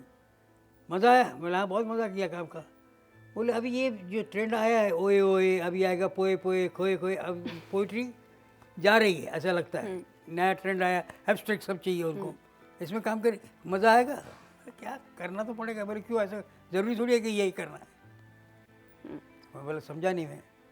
बोले मैंने ये सोचा है कि अभी बहुत साल काम किया अपने, अभी बच्चों को दे दे। दीपक मेरा बेटा है, विजू इनका बेटा है, इनको बोलते हैं अभी ये नया ट्रेंड इनको सूट करेगा तो इनको देते हैं, अपनी दुकान करते हैं बंद। बोला ठीक है। तो बोले फिर क्या करेंगे? बोले नए बच्चों को तैयार करेंगे आने वाली पीढ़ी के लिए। बोले जो काम करना चाहिए कुछ तो करके जाना पड़ेगा ना, कि आगे के लिए कुछ तो करना पड़ेगा। तो बोला ठीक है क्या करेंगे? बोले नए बच्चों को। तो तब से ये अलका, साधना, ये सब बच्चे आने लगे, इनको ट्रेन करते गए। फिर बहुत सारे बच्चे आए, उनको ट्रेन करते गए, मज़ा लेते रहे। तो वो कर दिए से फ़ायदा क्या हुआ कि कभी कभी कोई प्रोड्यूसर कोई मिलता, भाई साहब कैसे हैं, मज़े में? तो कौन सी पिक्चर आ रही है? बोले कहाँ, हमको तो कोई काम देता ही नहीं। नहीं ऐसी बात नहीं, हाँ तो ये है। बोले नहीं बस हो गया, ऐसा भी नहीं है। और उन्होंने थे तभी उन्होंने एक बड़ा काम करके गए कि ये दुकान बंद करो, अब और कुछ काम करो। हाँ, नए नए लोगों को इंट्रोड्यूस करवाओ। कल्याण जी आनंद जी में, दोनों भाइयों के बीच में कभी कुछ छोटे मोटे झगड़े इख्लाफात हुए, या ऐसी कोई बात जो आपको कल्याण जी के जाने के बाद बहुत याद आती है, जो उन्हें बिल्कुल जुदा करती थी दूसरों से, जो सिखा के गए, कुछ सिखा के गए? देखिए अकेले तो मैं बोलूँ, मैं आनंद जी तो कोई नहीं जानता। बच्चे भी ये बोलते हैं कल्याण जी आनंद जी वाले हैं हम लोग। तो ये नाम जुड़ा हुआ है शंकर जी के, गंगा जमुना जैसे बोलते हैं, ऐसे ही हो गया है। तो इसके साथ में क्या कि he was a very mature person. बड़े थे तो हम लोग पहले के ज़माने में हम लोग एक दूसरे के अदब करते थे कि भाई वो बोले खड़े हो जाओ तो खड़े हो जाओ, बैठ जाओ तो बैठ जाओ, ये होता था ना। तो उसकी सबसे बड़ी बात है पिताजी, माताजी, बड़े भाई, जिन्होंने हमको इस लाइन में जाने दिया। कंजर्वेटिव फैमिली के लड़के 17-18 साल की उम्र है, उसमें आपको इस लाइन में जाने के लिए छूट दे रहे हैं। कुछ भी हो सकता है, आप वेजिटेरियन, अभी तक हम लोग वेजिटेरियन है, ना ड्रिंक करते ना कुछ करते, ना कॉलेज में सिगरेट पीते थे, मैं पान खाता हूँ, ना सिल्क पहनता हूँ मैं, क्योंकि जैन है इसलिए हमको लगता है कि कीड़े नहीं ये करना चाहिए, ना मोती पहनते। तो वो सब करके भी आप जी सकें, लेकिन उसके अंदर एक एसेट जो होता है ना, दया भाव का, दूसरे के लिए हेल्प करना, जिसको कुछ करना, सब अपने लिए नहीं है। ये आया हुआ पैसा भी सबके लिए है। जैसे श्री सवा लिखते हैं हम लोगों में, सवा का मतलब समझते हैं, 1 रुपये में 4 आने का मुनाफा होना चाहिए, 1 के 5 गुने होने चाहिए, नहीं। और वो 4 आने में भी आपको सबको बांटना है, सिर्फ अपने लिए नहीं है। Sharing, you believe in sharing, yes. जिंदगी का तो यही नाम है, अभी क्या होता है कि जैसे आपने बोला ना, तो पिताजी की याद बहुत आती है। कई गानों में जो उन्होंने सीख दी थी वो काम आती है। माँ छोटी छोटी बातें कर जाती तो उसमें से बहुत कुछ मिलता था हमको। फिर इंदिवर जी, अनजान जी, ये इनके साथ बैठ के जो बातें होती थी उसमें बहुत कुछ होता है। जैसे अभी आपको पता है शादी 2 बार होती है आदमी की, मैं कई लोगों को बोलता हूँ, बोले देखो शादी तुम्हारी हो गई, लेकिन तुम अपने सपने लेके गई थी वहाँ पे, वो सबके सब साकार नहीं होने वाले। तो अब जो है एटमॉस्फेयर, उसमें दूसरी शादी करो उसी से, ताकि सुखी रहोगे कि भाई ये है, इसी में जीना है, इसमें सब कुछ है। वाह क्या बात है, अब बहुत कन्विंस हो रही है इस बात से? बहुत कन्विंस हो रही हूँ मैं इस बात से। अब मुझे भी यही करना पड़ेगा, इसी फलसफे नहीं, को सबको अपनाना बोलिए, पड़ेगा। ये बोलिए, हाँ बहुत जरूरी बात है। हाँ, जिसके साथ आपको जिंदगी गुजारनी है उसके साथ 2 बार तो शादी करनी ही करनी हाँ। चाहिए। पहली तो ड्रीम वर्ल्ड था, ऐसा करेंगे, ये करेंगे, फिर हकीकत में हाँ, आना reality- पड़ेगा आपको। reality हकीकत वाला- क्या है reality वाला। जिंदगी की, वो आपको बतलाती है दूसरी शादी उसी बंदे के साथ जो आपका रहबर है, हमसफर है, जिसके साथ अब जिंदगी वो रही बिताना है, चाहते सही हैं। शादी वही है। नैना मेरे रंग भरे सपने तो सजाने लगे। बहुत सारी अच्छा बातें- लगा मुझे आपके साथ बात देखिए, करते हुए। I'm it was thankful- wonderful talking to you. Thankful to the किस्मत ने विशाल साहब जी से काम करवाया हमको, वो अपने प्रकाश विजय भट्ट विजय ऐसे भट्ट। दिग्गज लोगों के साथ हमने काम किया, नए लोगों के साथ भी काम किया। प्रकाश मेहरा जैसे आदमी, इंस्पायरिंग पर्सन, फिर फिरोज जी जैसे कि इनका एक अलग कलर था, गोल्डी एक अलग चीज़ थी, उनका एक इंस्पिरेशन अलग था। फिर ये आए सुभाष सुभाष देसाई, घई साहब। हर किसी का अपना अपना एक रंग था, उस Flavor रंग में ढाल के चले जाना, वो एक बड़ा सक्सेसफुली जाना, दैट वाज अचीवमेंट। एंड उसके लिए आप जिन्हें जो पूछा ना, आपस में कभी झगड़ा हुआ कि नहीं, हाँ हाँ मतभेद होता है। एक गाना बनाने का तरीका क्या है, दोनों को सिचुएशन में आपने दी कि भाई मुझे ऐसे ऐसे रोमांटिक गाना चाहिए, वो अपनी स्टाइल में बनाते हैं, मैं अपनी स्टाइल में बनाता हूँ। देखते हैं कि भाई कितनी मॉडर्न कहानी है, कि देहाती कहानी है, उसके हिसाब से रिदम, कलर, ये सब कुछ होगा। उसमें से एक चूज़ आप करेंगे, एक गाना चूज़ करेंगे तो वो पास हो गया। इसमें ये नहीं कि यार मैंने अच्छा किया था, क्या तुम ये ले रहे हो, ऐसा नहीं। What he needs that is this. उसमें second one will help in to that, वे इसमें अभी क्या श्रृंगार करना है, ये होता था। एक गाना था गंगा मैया में जब तक के पानी रहे, मेरे सजना तेरी जिंदगानी। अब उसमें बंगाल के डायरेक्टर थे और उनको आके आनंद अपने हिंदी में जिससे गाना लिखवाना था, बोले भैया एक गाना लिखना है, वट सावित्री का दिन है, वट सावित्री के दिन पे एक गाना चाहिए जिसमें हैप्पी बर्थडे टू नहीं आएगा, तुम जिया हज़ारों साल भी नहीं चाहिए, ये पीटा पीटा नहीं चाहिए, मैं पति के लिए अच्छी बात करनी है। वट सावित्री इसीलिए होता है ना, पति के सुख के लिए होता है कि वो दिन उपवास रखती हैं, गालियाँ देती हैं लेकिन कर रखती हैं उपवास। तो वो अभी लिखते गए एक महीने तक लिखते रहे। एक दिन आके दिल जी बोलते ये पागल हो गया राइटर, इसको डायरेक्टर को क्या चाहिए मेरे समझ में नहीं आ रहा। मैं तो ये आज कागज़ थैली इसको दे के जा रहा हूँ। हाँ आए, बोले नमस्ते, बोले क्या कुछ लाए, बोले हाँ लाया हूँ, ये लो तुम्हारा गाना, ये पेंसिल, ये तुमको क्या चाहिए मेरे को नहीं समझ में आता। मैं चला, बोले मेरी मेहनत पे पानी फेर दिया। तो बोले बैठो बैठो, अरे छोड़ो यार नहीं चला मैं। तो बोले बैठो तो सही, घर मत हो जाओ, तुमने अभी बोला ना मेहनत पे पानी फेर दिया। हाँ बोले हाँ मेहनत पे पानी फेरा नहीं तो क्या किया। तो बोले पानी को क्यों नहीं पकड़ते, बोले पानी, बोले गंगा में मैया में, क्योंकि बंगाल वाला था तो बोले गंगा में पानी तो खत्म होता नहीं कभी, तो उसी को पकड़ लो। हाँ फौरन मुखड़ा बना, गंगा मैया में जब तक के पानी रहे, मेरे सजना तेरी जिंदगानी। जिंदगानी अब इससे अच्छी से मिली कहाँ मिलने वाली, बिल्कुल। लेकिन वो आते आते पूरा नेगेटिव चल रहा है, उसमें से एक पॉजिटिव गाना खूबसूरत बन जाता है। गंगा मैया में जब तक के पानी रहे, मेरे सजना तेरी जिंदगानी रहे। आपके गाने तो बहुत ही खूबसूरत है, लाजवाब है। यहाँ पे शायद आप बात करना चाहेंगे, अब चूंकि आपने छेड़ी दी बातें कि और बातें करनी चाहिए, तो एक दो बातें हम और करेंगे, मज़ीद पूछेंगे आपसे। वो ये है कि डॉन फिल्म, अमिताभ बच्चन की जितनी भी फिल्में, मोस्ट ऑफ द फिल्में, संगीत आपका, सर चढ़ के बोले, डॉन खाई के पान बनारस वाला, ये गाना बना कैसे, अगर बताना चाहेंगे तो बहुत अच्छा लगेगा हमें। और इसका एक और कैबरे सॉन्ग हेलेन पर फिल्माया गया, ये मेरा दिल प्यार का दीवाना। चंद्रा बार इज मॉडर्न गाय, ये अफ्रीका में काम करते थे, वहाँ रहते थे, दोस्त थे हमारे, जाना भी हुआ वहाँ पे। इन्होंने छोटी 8 mm की फिल्म 16 mm की बनाई थी। तो मैं बोला काम तो अच्छा कर रहा है, क्योंकि वेस्टर्न इन्फ्लुएंस था ना, टेकिंग अलग थी, सब कुछ अलग था। तो बोले यार तू बैंक में काम करता, अगर बॉम्बे आता तो तेरा काम हो जाता। बोले आ जाऊँ क्या, हमने तो हाँ बोल दिया, तो उसने बैंक में छोड़ के इधर आ गया। आने के बाद थोड़ी दिन यहाँ काम किया तो देखा कि मामला जम नहीं रहा, तो बड़ी तकलीफ हो रही थी कि अब ये इसको कहाँ फंसा दिया मैंने। तो ये लंदन गया, लंदन से वापस आए तब उसके हमारे पास दूसरे दोस्त थे, बोले इससे आगे बड़ा काम होने वाला है। तो ये डॉन पिक्चर के पहले मनोज जी के साथ काम कर रहे थे, नारी रिमाइंड जो इनके कैमरामैन थे, वो प्रोड्यूसर थे इस पिक्चर के। इन्होंने मिलकर एक छोटी पिक्चर बनाने का सोचा। The picture was name is Don. अब डॉन लोगों को समझ में नहीं आता, बोले डॉन क्या होता है। Don was a new word for the everyone. Okay, तो डॉन क्या होता है, डॉन करते करते करते डॉन में से ये हुआ। अब उसमें taking waking everything was in much more in advance. Even costumes देखो, कैमरा एंगल देखो, ये कुछ कर।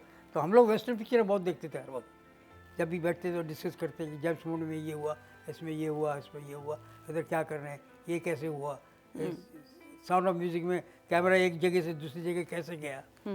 तो म्यूजिक के सिवाय और बातें, टेक्निकल बातें बहुत होती थी, क्योंकि वो बचपन में वो कैमरा की आदत थी जी, वो बीमारी अभी तक चल रही थी। हाँ। वो काम आई है बहुत काम आपके आई। लिए। वो तो विशाल राम जी के साथ भी बैठते थे, तो मेरे बोलते तू म्यूजिक डायरेक्टर का कौन है। बोले म्यूजिक तो शौक से किया है, बाकी मेरी बीमारी सब टेक्निकल बातों में। तो ये सब करने के बाद जब काम होता था तो एक अलग ही रंग आता था। पिक्चर बहुत लंबी हो गई थी और ये गाना था नहीं पहले। शुरू में वो जो पान का एक सीक्वेंस है उसमें पूरा पूरा खाते बात करते ये उसे वाली है कि बम्बई नगरिया देख बबुआ, वो कैरेक्टर हो गया था कि ये यूपी साइड का आदमी है और ये इसको कन्वर्टेड मॉडर्निज्म।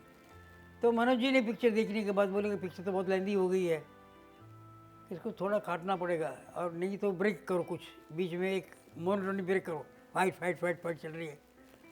तो बोले एक गाना डाल दो। तो गाना डालने में तो क्या था कि पहले पान खाते थे, तो पहले सीक्वेंसी से उसको पान टुकड़ा ये करना, तो बोले उसी को कोई करते हैं। तो अनजान जी पान खाने वाले, मैं पान खाने वाला, समझे ना।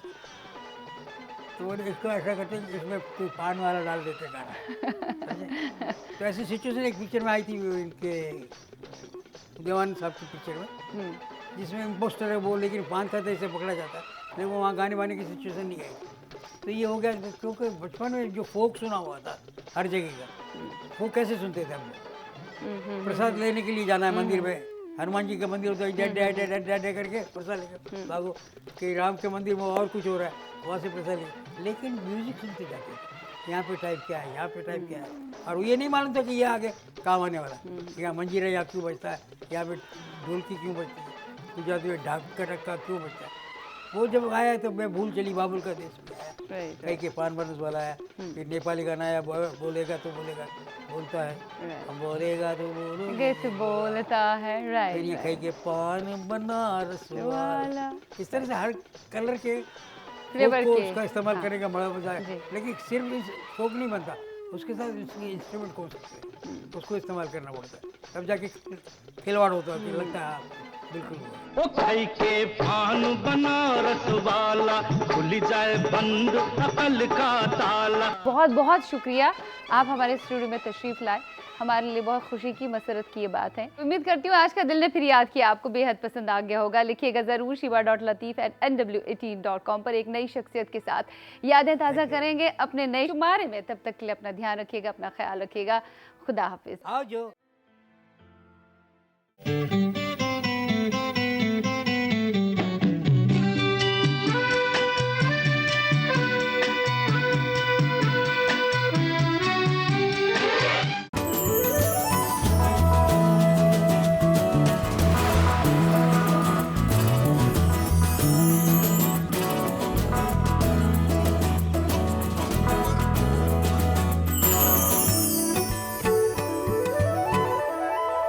दिल ने फिर याद किया।